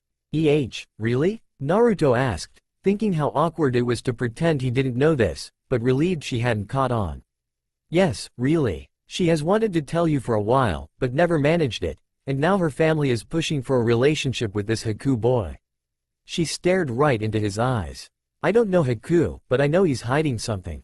Hinata can't see it, but he is, and he's making her fall for him instead. I want you to get your butt in gear and take her away from him before she gets her heart broken. Naruto stood there for a moment. What should he say? How could he tell her to trust Hinata and protect Haku, but without blocking the way for him and Hinata have the exact relationship Kurenai wanted for them, but they really already had? Sensei, you can't make people like you know. You can't make people like each other. It has to be natural. Yeah, I like Hinata, but I can't make her feel a certain way. It's got to be her choice, but something behind her back. I respect her too much for that. He turned to walk away. Besides, I do know Haku, and he's a good guy. If he doesn't think it's for her best, he'll back off on his own. Don't worry. I hope I said it all okay? How should handle such a crazy situation, anyway? Naruto, you really are the most unpredictable ninja, aren't you? Kurenai mused, thinking of how Kakashi had described his student. I still don't like it, but I guess you're right. That doesn't mean I'm for Haku, but I'll let Hinata make her own decision, she decided, walking to meet her team. I just hope she makes the right one. Hey, Naruto, I can't believe it's you. Yeah, who would have thought you'd manage to get yourself out of that mess you were in? Hey, come on guys. Have a little faith, why don't you? Chill out, Dobi. We're just happy you got things fixed. Well, that's what we hope, anyway, came their sensei's voice as he crouched on one of the arches spanning the bridge. Kakashi-sensei, how you doing? You're on time. It was a mark of their surprise that all Sasuke and Sakura could do was nod dumbly. Yes, well, Hokage-sama wanted me to advise you to meet with him. How is Kushina-san, by the way? Oh, yeah, I haven't really tried to talk to mom since, I don't want to run out her battery. Kakashi nodded. Probably wise. He hopped down from the arch. Well then, come on. We're going to meet with the Hokage today. Why? Because, Kakashi shrugged, putting off the question. It's going to be hard to prepare him, and I don't know how to do that. I just hope he doesn't take it too hard. Thank you, this will be helpful, I think. Now, if you could just. Hokage-sama, a moment of your time, please. Sarutobi looked up in surprise to see Hiyashi striding towards him. In the middle of the hospital. I could spare a moment. My person of interest won't be going anywhere, I don't think. Thank you, the Hyuga nodded. I understand you know the boy Haku, at least in passing. That is true. I met him after Naruto persuaded him to join the village and have had a hand in helping him settle in. Did he tell you about his meeting with me? Ah yes, that's right. He is dating your daughter now, is that right? Correct. The clan looks favorably on the relationship, so hearing that Haku is in the hospital has drawn a degree of. How did you know about that? The Hokage asked, cutting him off. Hiyashi showed little reaction. The Hyuga have many connections in the village, and members of the clan council took it upon themselves to keep appraised of the boy's situation. Hence his sudden unconsciousness has them worried. I'm afraid I can't tell you anything, the Hokage replied with a frown. However, I suggest you tell your clan that Haku prefers to maintain a private daily life. It would be unwise to continue such observations. Of course, Hokage-sama, the Hyuga replied, bowing. I shall correct the mistake. Might we remain apprised of Haku-san's condition, however? I think my daughter would like to remain informed as well. The Hokage rubbed his chin for a moment, wishing you were allowed to smoke in the hospital. It might help calm his nerves at the current situation. When he regains consciousness I will ask him his opinion. Until then, if you expect information I believe it would be best to gain it from Hinata, as they share several acquaintances. That would be quite agreeable, thank you, sir. Make sure to give the boy my best wishes on a speedy recovery when possible. I must return to the compound now. Good day. Yes, to you as well, came the reply. The Hokage turned around and winced. Ji-san, what's wrong with Haku? So we don't know when or how, but Haku is dead, the Hokage finished, Sakura looking sympathetically at her teammate. She knew it had to hurt him badly. He had been so excited at the idea of meeting with Haku again, whom he had assumed would be waiting for them in the hospital, perhaps just weak from the experience. Kakashi had, apparently, not known the full extent of the Hokages wanting to talk to them, either. When asked, all he had said was, the Hokage wants to talk with us about Haku's situation. That's all the letter says. But I didn't think, I don't want. I'm sorry, Naruto, but the only reason Haku's body still functions is the fact that you were residing in it. His brainwaves, his consciousness is completely gone. Naruto, you didn't kill him, Kakashi tried to say, but he was cut off. Yes I did, my stupid bloodline did it. I didn't even mean to use it, but I did. And now it made me kill a guy like Haku. I killed him. No, you didn't. Shut up. Stop trying to cover up what I did. It's my fault, my stupid bloodline's fault. And you all want me to use it again? When it kills whoever I use it on. He cried. No, never again, never. Stupid Dobi. It could still be useful for. The Uchiha blinked from his place on the floor. Naruto had moved in to hit him as hard as he could in his rage, his eyes narrowed and fox-like now. Shut it, Teme. I don't want to hear it. Not from you, not from anyone. If the only way to use this ability is to kill, then I don't want it, and I'm going to do everything I can get rid of it. He stormed out of the room before anyone else could say something, their calls deaf to his ears. Kakashi leaned back against the wall and the Hokage buried his face in his hands. What am I supposed to tell him? He thought out loud. Sasuke is right, it's a very useful ability, but to someone with a heart like Naruto? He shook his head. What am I supposed to do? I think we should just be there, Sakura said. To support him. Naruto's going to feel bad for a while. I mean, he's had to think that he killed Haku twice over, kind of. And you're right. Naruto won't ever want to use it, so let's not make him. Sasuke grunted, the only sign of his disagreement. Kakashi was a little more vocal. No, he will use it again. It's valuable. Naruto will have to use the ability again. How can you say that, sensei? Didn't you see how much it hurt him? Yes, he replied. Naruto feels like there is a knife in his heart. He had just come to terms with his bloodline and the idea that it was a gift. It let him see his mother gave him the hope that he could keep doing it forever. Then his whole world tumbled down. I would actually say he is as near to suicide as Naruto could get. Then why? Why do you want him to use it? Yes, Kakashi, the Hokage spoke up, wondering why the Junin would so casually insist Naruto continue to use such a hurtful technique. Why should we make Naruto use it again? Why should we make him hurt? Because, Kakashi shrugged, I know something you all don't. Naruto stood atop the Hokage monument, not focusing on anything but the tiny pebbles he was kicking off the edge. It was true, what he'd said. He didn't want this power anymore. He had started off hating it, but then it had given him a second chance to have a mother, albeit in a very unique form. He even got the chance to be with Hinata, though that revelation had shocked him. He knew it would be harder as Naruto, but he still wanted to try. However, who could call any of it worth it if he took away someone else's life to do these things? Anyone he used it on, they would be a son or daughter, brother or sister, a mother or father. He would be taking family away from someone else each time he used this ability.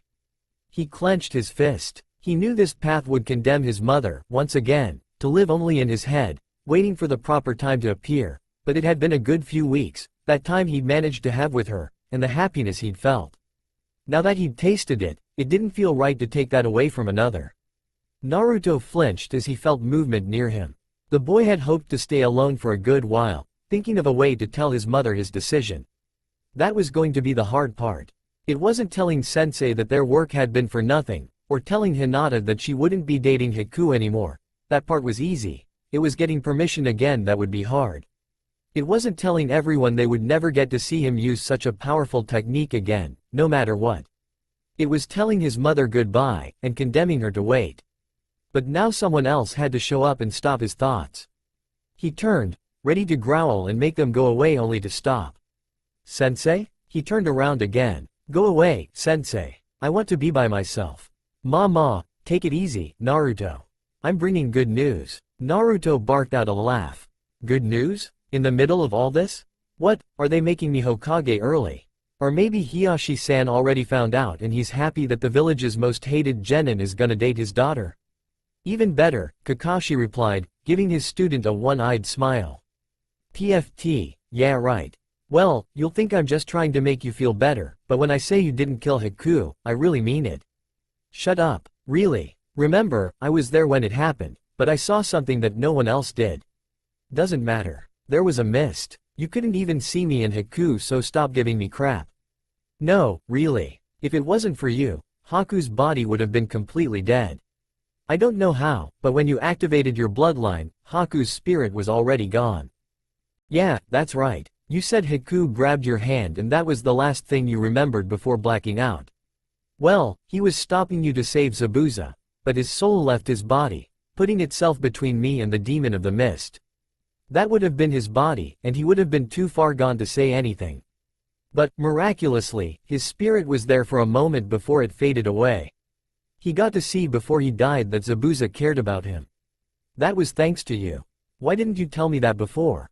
I thought he was still alive, trapped in his own body. Why didn't you say anything? I'm sorry, the man said. I failed you in that. I was worried about your situation and mistook the things that were bothering you for other things. I did not realize it all and ended up making you hurt more.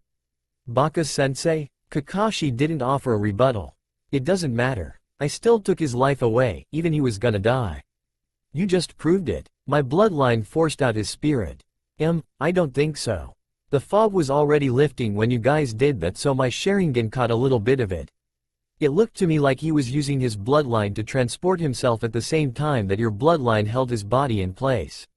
What happened was a freak accident, one that I can't even think of another pair of bloodlines that would have the same effect. If it hadn't been the two of you, it would have been as you thought. His mind trapped in his body, you in charge, then him regaining charge when you left. Based on what we've seen, and what Kushina-san said, that's the only logical explanation. But there was chakra in the fog, Naruto pointed out drearily. You didn't see clearly. It's completely possible I made him leave his body. Well, only one way to know for sure, Kakashi said. Use your bloodline on me. What? Naruto turned to look at his sensei in surprise and fear. Don't joke like that. We don't know what would happen. Perhaps. I feel confident, though, that if you used your ability on me then returned to your body you would find me weak, most certainly still in residence. Naruto shook his head. No, I can't risk it. I can't risk the chance of doing that to someone, especially people I care about. Oh, it wouldn't be that bad. Just imagine. If you really did get rid of me that way you could tell Sasuke you have a Sharingan, too, and you'd be so much stronger and faster. Oh, and did I mention I have a good chance at being nominated for Hokage in a few years? Despite the levity with which Kakashi said all this, Naruto refused to look his way. I just want to be rid of it, he said. Oh well. Well, I guess I could give you one idea, he suggested. Naruto perked up. What, really sensei? I could get rid of this? Yeah, maybe. Basically do the same thing you do when you activate it, but hold your hand out to nothing. But, Mom said. Ma, I know. That's why I think this might work. If you really focus hard on the nothing, then you might be able to use your ability to make it, specifically, go out of your body. It's worth a shot. After all, if it doesn't work, then nothing happens, right? Naruto thought on these words for a moment. Yeah, I suppose so. Alright, then let's try it. Right now? It's the middle of the day, sensei. What if someone sees us? What if something happens? In response, Kakashi lifted his headband and pointed at his left eye. Hey, don't worry. I'll keep track of things. We'll just step back a few paces too. Here should be good, he said, leading Naruto back from the edge of the cliff. And with my Sharingan, no matter what happens we can learn something about the chakra flow and can maybe get it right next time. Are you ready? Why, yeah, Naruto said, swallowing. Yeah, I'm ready. Alright, close your eyes and focus. But I need my eyes open too. Exactly. We'll keep your eyes closed for as long as we can. Then you tell me when you're ready, and then not only can we make sure nothing bad happens for someone else, but it will trigger the reaction we're looking for. I don't get it. Ma, just trust me. You trust me, don't you? Naruto nodded. Then let's do it. Naruto nodded again, closing his eyes and focusing just like Kakashi told him to. A few moments passed, Naruto putting all his effort into doing it right, and into the hope of being rid of his curse. Alright, I'm ready. Good. Count down from 3, then push as hard as you can and open your eyes. Got it? Yeah? 3, 2, 1, go. Sorry, Naruto, but I have to do this, Kakashi thought as they cried out the last word. Just as instructed, Naruto pushed with his ability like his mom had taught him, focusing his mind on nothing. It felt perfect, just like when he'd made it happen with Haku. There was only one problem. He was looking straight into Kakashi-sensei's eyes, and he could already feel his consciousness shifted. No, sensei. Why did you do this to me? Naruto shook his head back and forth, gripping it tightly while he tried to understand why his sensei had acted so. He knew how dangerous this technique was, how swiftly it brought death. Did he really hate his life so much that he wanted Naruto to kill him? Was this his own way for getting recompense for his sins he had committed? Why, sensei? Why? It's okay, Naruto, it's okay, came a soothing female voice and hands wrapping around him in a hug. The boy chocked. Ka-san, why did he do it? Why did he want to die? He didn't, she said. The last time I saw Kakashi looking like he wanted to die was after his father committed suicide. There was a very different look in his eye then. Just now, what I saw before you body swapped was compassion. He doesn't want you to live in fear, so he gave himself to show you it is safe. But what if it isn't? What if sensei's gone now? What if I killed him? Shush, the woman cooed, it's okay. If he died, then it was because he was willing to risk it, and because he was very sure he would not die. He would not purposefully leave you with this guilt, the same guilt that has plagued him since Obito died. So, if he is dead, then it was by his own choices, and not of your own. All you have to do is switch back, and then you'll know. But, I'm scared, came the quivering whisper. I know, my son. But didn't you tell me you wanted to be Hokage? Just like Minato and I dreamed? Is a Hokage afraid? He never seems scared. Ah, that is it exactly. He never seems scared, his mother said, surprised that his response would bring her so directly to her point. Everyone is afraid of something, especially a good Kage. They have to fear failing the village and the people in it, of losing their friends and fellow shinobi at any given time because of their decisions. A Kage has more to fear than most, but a Kage will also control that fear. He will face it, look it in the eye and be brave, just like I know my Naruto can do. So, what will it be? Will you run away, or are you going to face your fear? Will you be brave, my son? For me? The genin took several deep breaths, reveling in the comfort that came from his mother's arms. Is there any way that you can stay with me? Just in case? The woman's brow furrowed. We both know that I will always be with you, in your heart and in your mind, but I know what you mean. We could try a shadow clone, but I can't guarantee it will work. You've already been through so much tonight. Do you really want to risk this one, tonight? Well, you said I needed to face my fears, he said, standing up shakily. Better to get two over with now than to wait, right? Besides, if it fails, I would really want to be able to see you. You know, right after. Kushina looked at the face of her son, seeing the pain in his eyes. Alright, she said, patting his cheek. We'll try it, but just in case it doesn't work, I want us to be around the others. That's my condition. Naruto nodded. Okay, then let's get back to the hospital. Kurenai-sensei, could you please lend me Hinata-san for a little while? The sensei of Team 8 looked up from where her team was, once again, gardening. It had been a rather soothing morning, though she was still perturbed by the situation with the boy who now stood before her. The Hokage is requesting her presence for a short assignment at the hospital, Haku continued, as he believes her Byakugan would be useful in the diagnosis of a terminal patient there. Kurenai bit back a sniff, giving the boy a once-over. He was carrying himself a little differently than he had the other times she had seen him the last weeks, but it was certainly the same boy. She almost wished it was Naruto pulling a prank. Does he need her right now, she asked. As soon as possible, he said. Hinata, she called, Haku has come to fetch you for the Hokage. Move quickly to accomplish his task and report back immediately. Understood? Hi, sensei, the girl replied, brushing the dirt off her hands and wondering what Haku was doing here. It made things awkward, associating with him now, since Naruto was back in his own body and she had yet to tell him of the Hyuga clan's proposal. Very good. No delays, Haku. I want her back in time for team training, understood? Hi, Kurenai-sensei. I will have her back soon. The woman shook her head as they took to the rooftops. He was moving differently again. One thing she knew for sure, she did not like that boy. In the meantime, Hinata shot side glances at the boy next to her. Haku-san, is something wrong with Naruto? The boy jerked before chuckling a little, flashing her a very Naruto-like smile. Sorry about that, Hinata-chan. Actually, this is Kushina right now. Naruto's in residence outside his body at the moment. Guess it's kinda confusing, She chuckled. Oh, Kushina-san. I'm sorry about that. But why look like Haku? The grin disappeared. Well, actually, even right now I'm just a clone.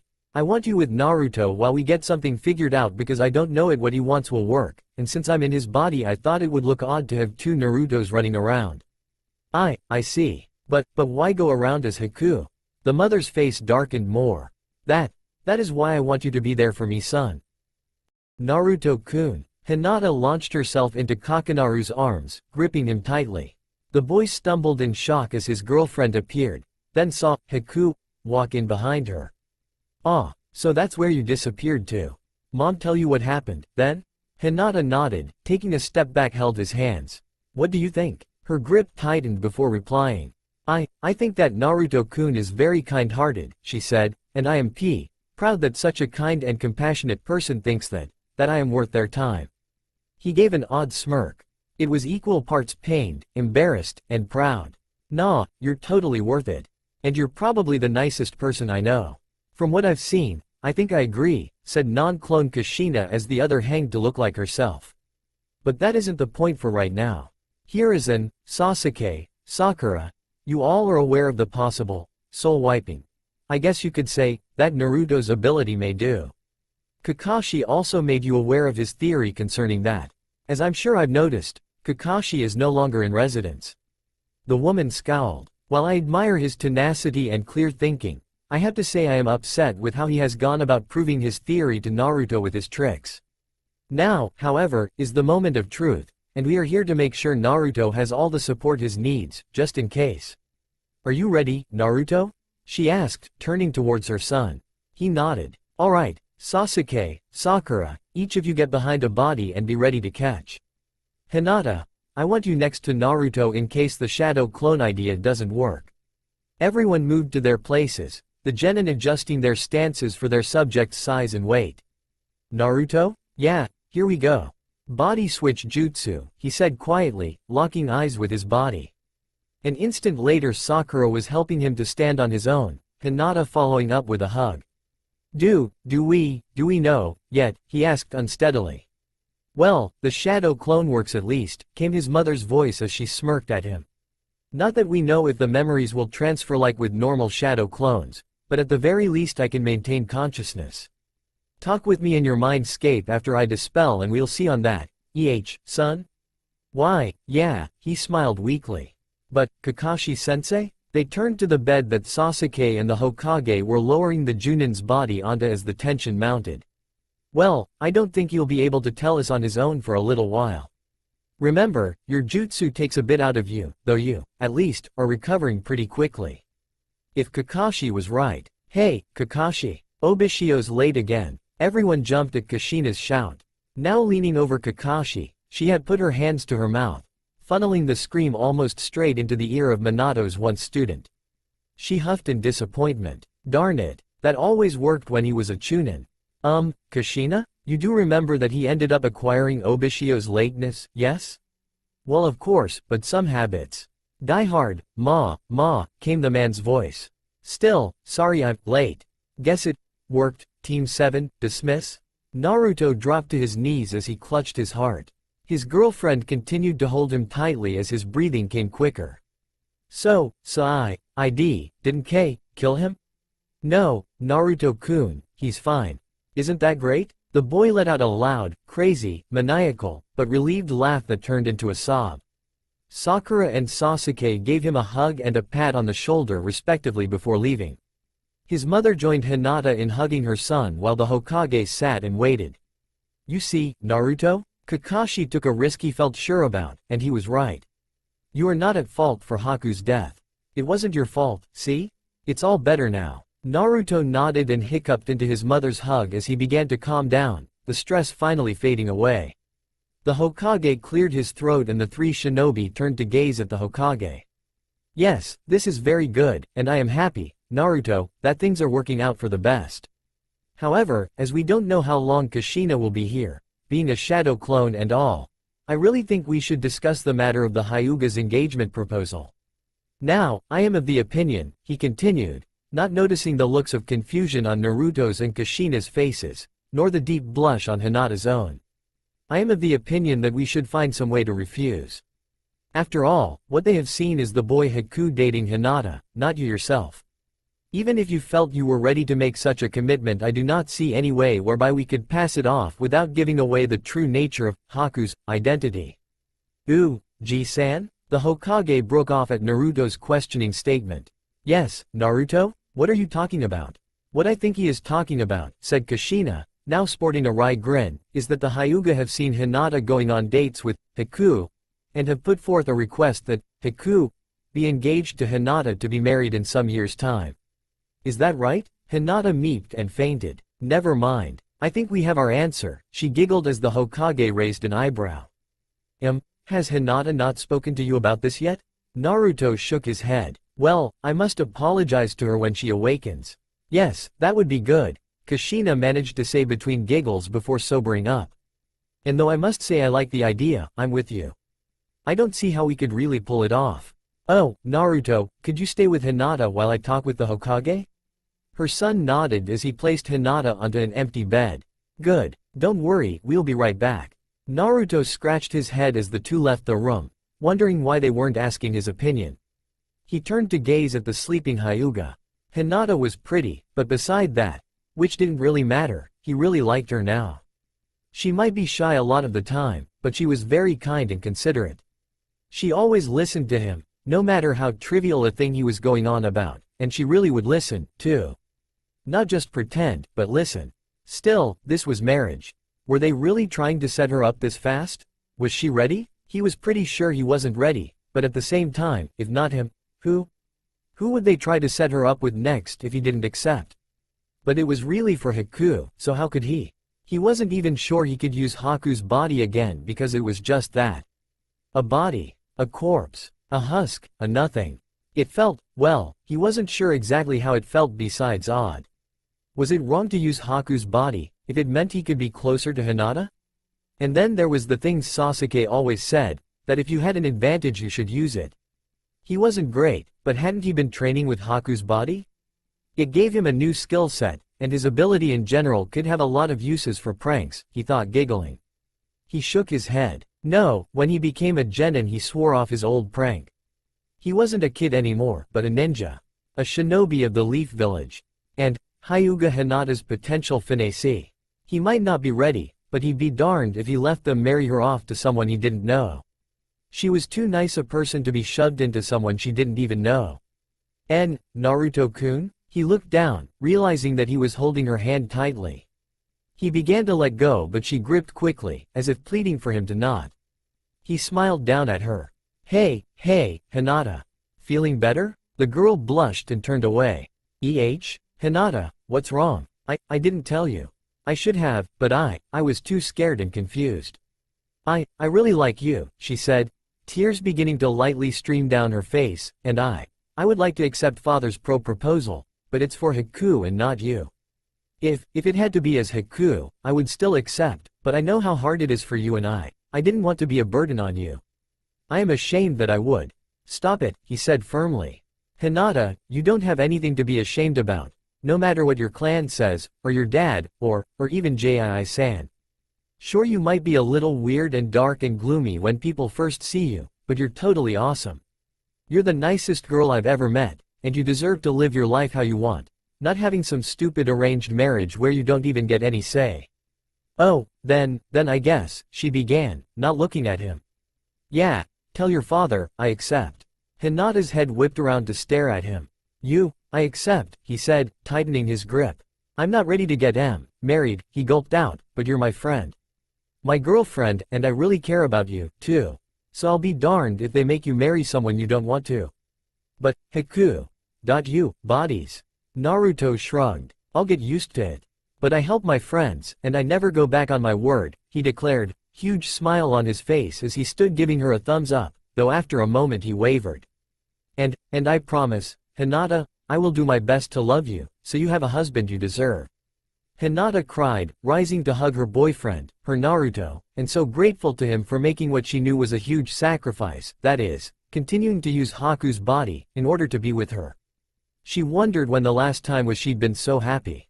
Well, guess I should help them figure out some solution or another. It will be hard to be Haku and Naruto all those years until they actually get married, assuming they continue to want it. Kakashi rolled over with a small jerk, sighing at how little strength his body had right then. How does he manage to get so much of a better deal out of his jutsu? I feel like I could sleep till tomorrow. He grinned. That sounds nizzy. Yes, I think he will, too, but I don't think he's ready. Kushina, transformed into a random shinobi, fumed. Yes, because he was ready when Minato and I sealed the Kyuubi in him. Because I was ready when he was sealed into me. Kushina, that is different. Heck yeah it is, no. One slip up and I could destroy the village. I couldn't even give birth with my best friend nearby because of it. Being a Jinchuriki is just as hard as getting married. Easier, I think, she said, thinking about her time with Minato. They were the happiest days of her life, but also some of the hardest. She continued speaking, pride evident in her voice. Naruto is a good boy, Minato's son. He'll want to accept it for Hinata's sake, and since he already likes her it's fine. That, is gonna grow, no? I mean, you've seen the two of them together. But what about the actual terms? He has to use Haku's body for it, Kushina. She waved off his concern. For a friend, for Hinata, my son would do anything. And I can argue the terms. No, you can't. She turned to glare at him. Yes, I can. No, you can't. Yes I can. You're dead. The woman blinked. Oh, right. Well then who can do that? Is it you? Hiruzen stroked his beard. As far as the Hyuga know, yes, that would be my place, Haku, being an outsider and all.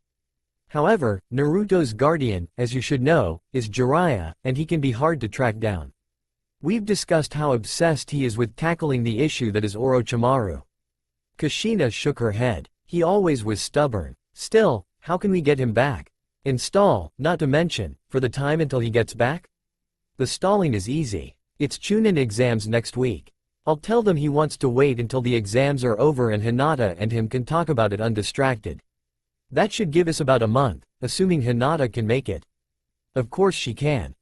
Yes, she can, if she feels confident enough, but she has issues with confidence.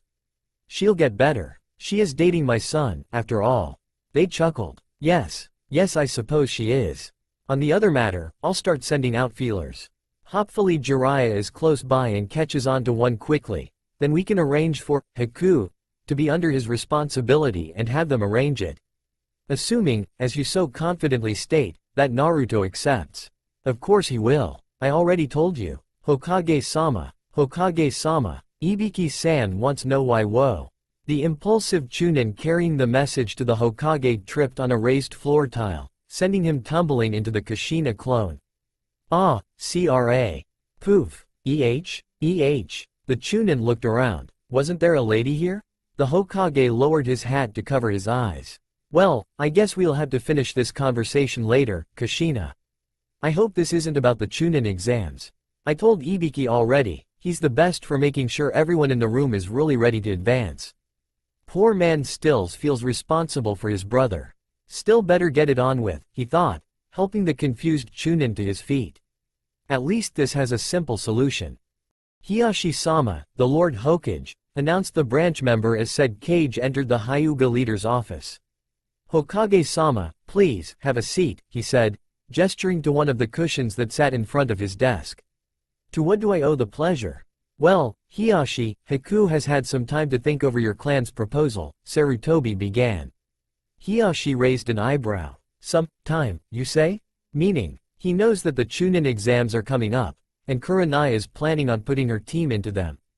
He is interested, but wants to wait until Hinata is undistracted so they can have a proper discussion as to whether or not they desire to continue their relationship in such a manner. Hiyashi nodded. I see. Well, that is sensible, and another point the clan will enjoy having in the boys should he accept. Is there anything else? The old man shook his head, standing up. No, nothing else. I was on my way home and thought it best I update you. I prefer the personal touch, and Haku is still getting used to the way things work here, so it was best I tell you. For now, of course.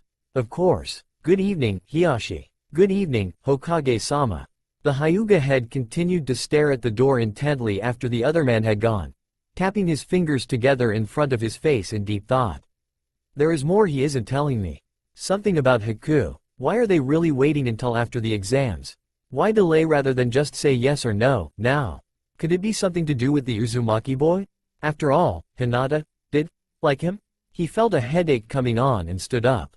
I think that is enough for one day.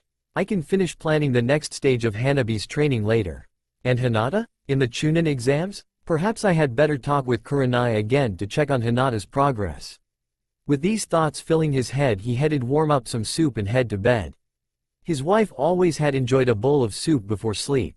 Well, I hope you're ready for more training, Kakashi drawled as he looked over to his next bed neighbor. I've been thinking about what else we can do to get ready for the Chunin exams, and I may have thought of something.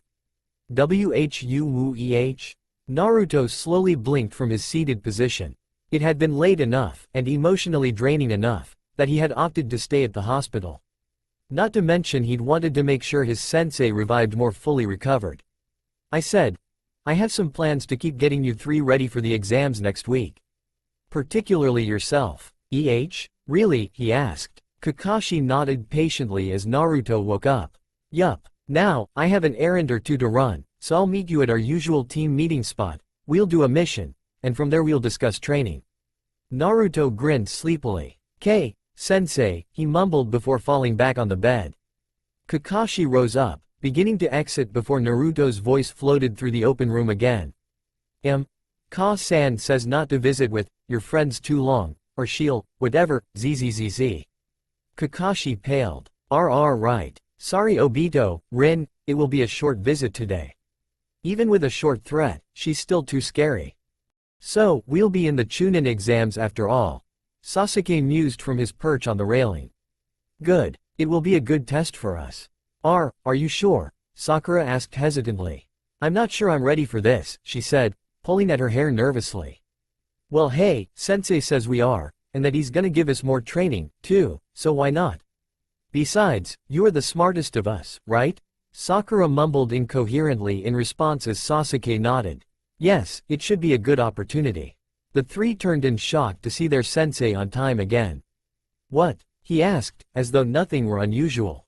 Inwardly he sweated at the idea that Kushina might find out he'd been a couple minutes late. Sensei, you're getting you ready for the Chunin exams. Not that you aren't already capable, of course, but with Naruto's special jutsu, I think this warrants a little different kind of training. Sasuke raised an eyebrow. I thought we were keeping that a secret? We are, Kakashi replied, nodding.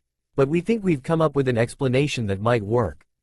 Really, Sensei? What is it? Kakashi's eyes smiled mysteriously. Well, wouldn't you like to know? The whole team face faulted. Little change occurred in the following week over how Haku and Hinata interacted, though Kurenai continued to drop hints to the girl that Naruto might be a better companion. Hinata would blush and turn her face while Naruto would just shrug and say again that Haku was a good guy and to let Hinata like him. It was very frustrating for the woman. Meanwhile, Naruto was coming home to a home-cooked meal. How was your date? Came Kushina's voice. Haku Naru grinned. It was fun, actually. Hinata took me around to some places she likes to gather flowers for flower pressing. I never thought flowers could be that cool. His mother laughed at his enthusiasm. Yes, well, some of us do like that. I was never really into it myself. Too much of a tomboy. What I like to do best, she said, tilting her head as she fondly recalled other days. What I liked to do best was spar with your father. He was always so skilled, so quick, and he was always wearing that same beautiful smile the whole time we fought. She drifted off into her memories until Haku Naru spoke up again. Mom? Is it supposed to be that color? What? Ow. No. She began to furiously battle the stove when she'd let her food rest for too long. It was a rather embarrassed mother who served her son dinner that night, though he continued to reassure her that it was great. He was back in his own body at this point while Kushina continued working as a shadow clone so he could enjoy the food with his own body and talk with his mother. Besides, Haku Naru had had dinner with Hinata already. As Naruto finished eating, he began to pick at his food. Kushina peered over at him to see a strangely pensive gaze coming from his eyes. Naruto, is there something wrong? Oh, sorry Ka-san. No, not really, he replied shaking his head. Just thinking about the whole thing with Hinata. Oh, Kushina blushed. I guess I shouldn't have rushed so much to agree, but just seemed to make you so happy, and I missed 12 years of my son's life. I guess I got a little overexcited. It's okay Mom, really. After all, I did agree. It's just that, the idea scares me, you know. I know I agreed, but knowing that I could get married at any time? He shook his head. A few weeks ago I barely passed the graduation exam. I was dead last in my class, no real friends, no family. All I wanted to become Hokage and eat ramen. This is crazy different from where I thought I'd be those few weeks ago. I know son, I know, she said, moving to sit beside him and wrap an arm around his shoulders. But remember, everything that has happened is because you chose to do it, and for good reasons, too. You could have decided not to help your girlfriend. You could have to not give love a chance to blossom. But you were giving it, and her, that chance. I don't think I've ever seen a happier girl. Well, besides myself when your father proposed, she added, giggling. He sighed. Thanks, Mom. He hugged her. Kushina's eyes widened a little, a common thing for her. She hadn't expected to be getting hugs from her son for a little while longer when she was sealed, but now here he was. Early teens, a genin, and making decisions that would impact his life forever. She hugged him back. At least he's making good ones, she thought. He may be as knuckleheaded as me, but he's as smart as his father anyway. Yes, he's going to be alright. As there were still a couple of days before the Chunin exams, Kushina managed to convince Naruto that they needed to find a way for the two of them to be out in town together. Sure, it was unlikely for people to connect that Naruto and Haku were never seen at the same time, even though they said they were good friends, but why take that chance? They needed to have sources outside the group that knew. Sources in public with witnesses to testify, should anyone happen upon the correct conclusion, that Haku was Naruto. He still didn't like it, but his mother reminded him what the Hokage had told them about when he first managed to get out of Haku's body. The Hyuga had been watching. Even though Hiashi had apparently called them off, there was no guarantee that someone in the Hyuga wasn't still watching. Thus it became important to not give them the chance to see them both in public together, and there was no better place than Ichiraku's. Hey, old man, I want a miso ramen as soon as you can get it, called out Kushi Naru as they walked in. doing her best to imitate her son given her own observations and how he said he usually acted. "Hey, Naruto. Give me just a moment and Haku-san. We haven't seen you in a while. We were starting to get worried that you didn't like our food after all." Haku Naru bowed. "I apologize for distressing you," he said. "I just happened to treat good food differently than Naruto," he said as they took their seats. "Naruto tells me it's best to get all you can of the best so you can savor it more often. I tend to believe that you treat yourself on occasion only, so as to never let the taste dull on your tongue." Too many big words, Haku. Just sit down and eat."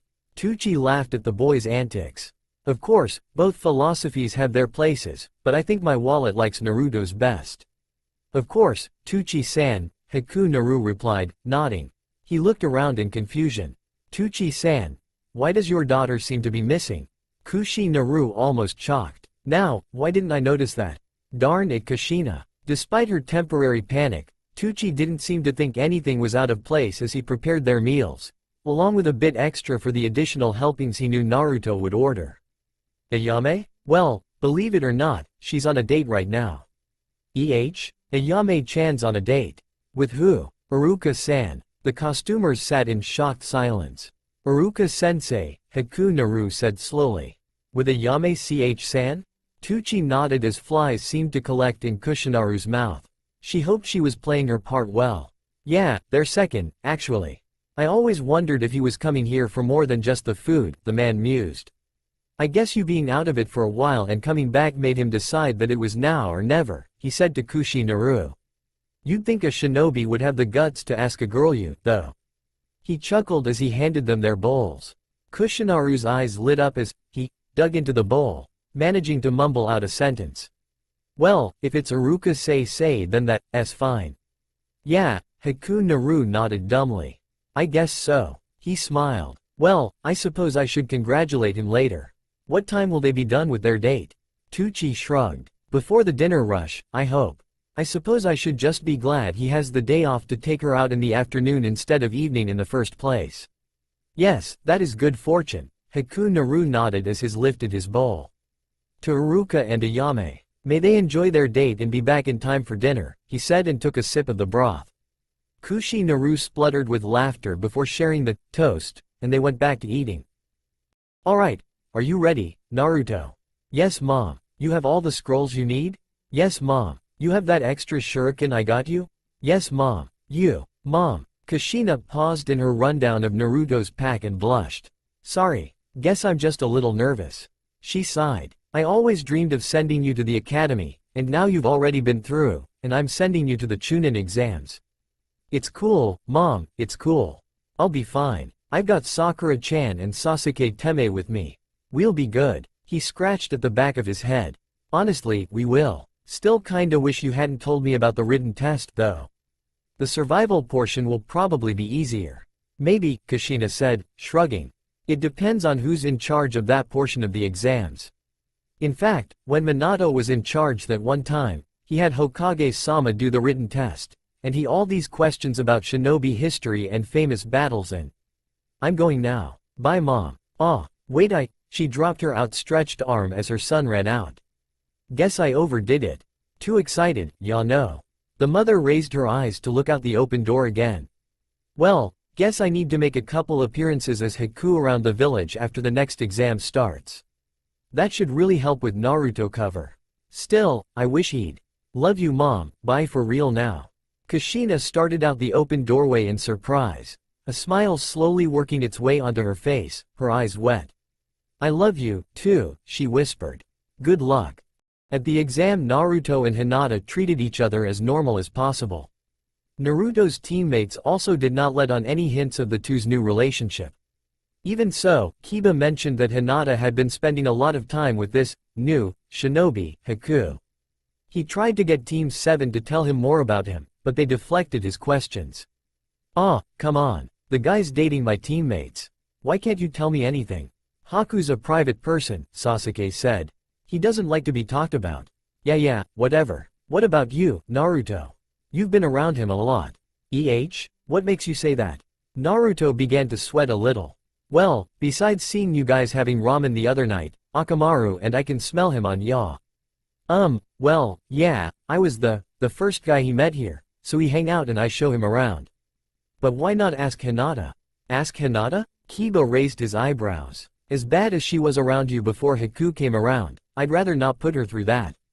Kiba is referring to Hinata's crush on you, Naruto, before she began to date Haku. Though it seems to me that she still likes you, and you here. But they don't smell alike. I don't smell like you do, Kiba, Shino said. I watch. They are avoiding each other, but they keep looking. Is this going to be a problem? The Aburame demanded as Naruto began to bristle up before Sakura came to his defense. Shino, come on. Naruto supports Haku and Hinata's relationship. It's just a little awkward because of Kurenai telling Naruto about Hinata's crush. Naruto isn't going to hurt Hinata, and I think you both should talk to Hinata before asking questions behind her back. You're teammates, right? Then you should keep things like that out in the open instead of trying to hide it. She deserves that much, don't you think? Kiba looked to Shino as his teammates contemplated Sakura. I see. I will think on it and perhaps pose the question to her after the exams. No, Kiba, he said firmly. We let it lie till after the exams. Hinata can take care of herself, but she doesn't need the distraction of us nosing in her business to distract her. She's our teammate, so we will trust her judgment. Fine, Kiba growled as they stalked off to join Hinata where she was chatting with, listening to Ino talk. Thanks, Naruto whispered. No problem, Sakura replied just before the examiner announced the start of the test. The two boys from Team 8 cornering Naruto had precluded any other talking, though Naruto took note of the trio from Suna that he had run into the other day. With everything else going on, he had neglected spending time with Konohamaru, and the boy and his friends had tracked him down yesterday before they all ran into those three. Naruto shivered again at the cold gaze of the short, red-haired one. He brightened up when he was assigned to sit next to Hinata. She smiled warmly at him before turning her gaze forward again, light blush covering her cheeks. He smiled back and turned to listen to the head examiner explain the rules and begin the test. As the time went on, Naruto's panic got worse. These questions were outside his knowledge. He had hoped his mom exaggerated the difficulty of the written portion, but this was even worse than he had thought. He glanced at Hinata and steeled his resolve. No, he had to figure it out, for her. Hinata, meanwhile, had gleaned the truth of the test and obtained the correct answers from an examinee nearby who seemed to answering the questions with ease. Indeed, he finished well within the time limit and relaxed. His posture indicated he was leaving himself open to copy, so she did, with her Byakugan. As she finished copying, she spied a glance at Naruto and realized he hadn't answered a single question. Thanks to their time together, she spotted the signs of panic and began to worry. She wanted him to do well so badly, and knew he would hate himself if he didn't manage to keep going. She also knew he wouldn't want to accept help in the end. She bit her lip, thinking. A few moments later, Hinata calmly reached over and took Naruto's test, laying hers down in its place. Hinata, you can't. Indeed, you and your team are out, miss. But she didn't. She gave you all the answers. That's cheating, so she's out. Now wait just a second, Naruto began, standing up to stare the examiner who had walked over in the eye. Naruto, it's okay, she said quietly. I'm still in the test. Oh, what makes you say that? I believe I just told you to get up and leave. But you aren't, that is, she began to breathe more quickly as she tried to explain, but her breath caught as the man stared at her unmercifully. Then she saw Naruto. He had looked at her test she had given him and his eyes widened. Good, Naruto would explain. That would take care of, but then she saw Naruto look up and just smile, waving at her to go on. She gulped and tried again, faltering once more. Last time, miss. Get up and out, or you will be escorted out. Come on Hinata, let's just get out, Kiba said gruffly, perturbed at the situation and maddened even more that Shino was keeping him from asking more about what was going on with those two and Haku. No, I think Hinata has something to say, Naruto said over him. I think you should listen. He said the last, pointing at Ibiki, who had been watching in mild amusement as the final minutes ticked away to the 10th question. Alright. Explain then, Hyuga Hinata. Why should I not let my assistant throw you out of my exam? Hinata looked once more at Naruto's encouraging look, took a deep breath, and spoke. No matter how you look at it, there was only one cheat. Ibiki continued to gaze at her, waiting for the full explanation. She gulped. You, Uzumaki Naruto took no part in cheating, and the paper with his name on it has all the answers, she said. And I, also, have all the correct answers on the test with my name. It was only one incident, so only one cheat, no matter how you look at it, and it takes 3 to be thrown out. The Chunin assistant growled. It doesn't matter, you were. That's enough, Ibiki said, standing, directing his firmness at the Chunin. Said Chunin, cowed, backed off. Ibiki focused his attention on the 2 Konoha genin. That is some fantastic reasoning, genin. However, you must understand the purpose of this test. I cannot allow anyone else to do what you did and get away with it. So I have no choice. Hinata clenched her eyes. She had been so sure that the rules would be upheld exactly, that it would work, but now, like so many other times, she was only proving that, but to overlook it in light of your logic. Though I want to impress on you that such tactics are one-offs and will only work once. Do you understand? Hinata, eyes wide, nodded as Kiba breathed a sigh of relief and he and Shino returned to their seats. But if any of the rest of you maggots, Ibiki said fiercely, tries that stunt, you will be thrown out. Got it? Good. Now, on to the 10th question. Thanks, Naruto said. Guess I'm just a stupid idiot after all, not to figure out about the cheating. No, Hinata whispered back. You're just too honest. She suppressed a giggle at her tease as her boyfriend rolled his eyes. Still, Kiba and Shino are going to get after you for that. I know, she said, her brow creasing. I don't want to lie, though. Maybe you can. They continued to discuss quietly what they would do, tuning out the rest of the test. It wasn't until Tamari, the girl member of the Sand Trio, shouted out that they realized they had forgotten the test wasn't over, and were much relieved they hadn't actually missed anything important. Sakura took the opportunity to move up to them. Guys, while that pretty cool, Kiba and Shino are already talking about questioning you, but I came up with an idea, she whispered, as the others continued to talk loudly about how hard the test was, and Ibiki explained the second true purpose. It might work if you tell them that you both promised Haku to help each other out, Naruto as his best friend, and Hinata as his girlfriend. What do you think? Well, Hinata said when Naruto looked to her, I think it should work. Shino respects my privacy and will keep Kiba from asking more questions, but only if I say it firmly. Okay, Naruto nodded, then that's what we'll do. And since they won't run into Haku anytime soon, I can be ready to back the story up next time they see Haku. Right, Hinata-chan? Hinata nodded. Yes, I agree. Great, that's figured out. Now we just need to get to the next. She was interrupted by the shattering of glass as a new figure shot into the room and unfurled a huge banner. Arriving. The woman called out. Mitarashi Anko, the second examiner. Who's ready for the second exam, twerps? The genin sweat dropped. Hey, what's up with you guys? Ibiki's voice calmed called out the answer to her question. You're early. That's all for now. If you want to see next part, then please like this video and subscribe my channel. Thank you.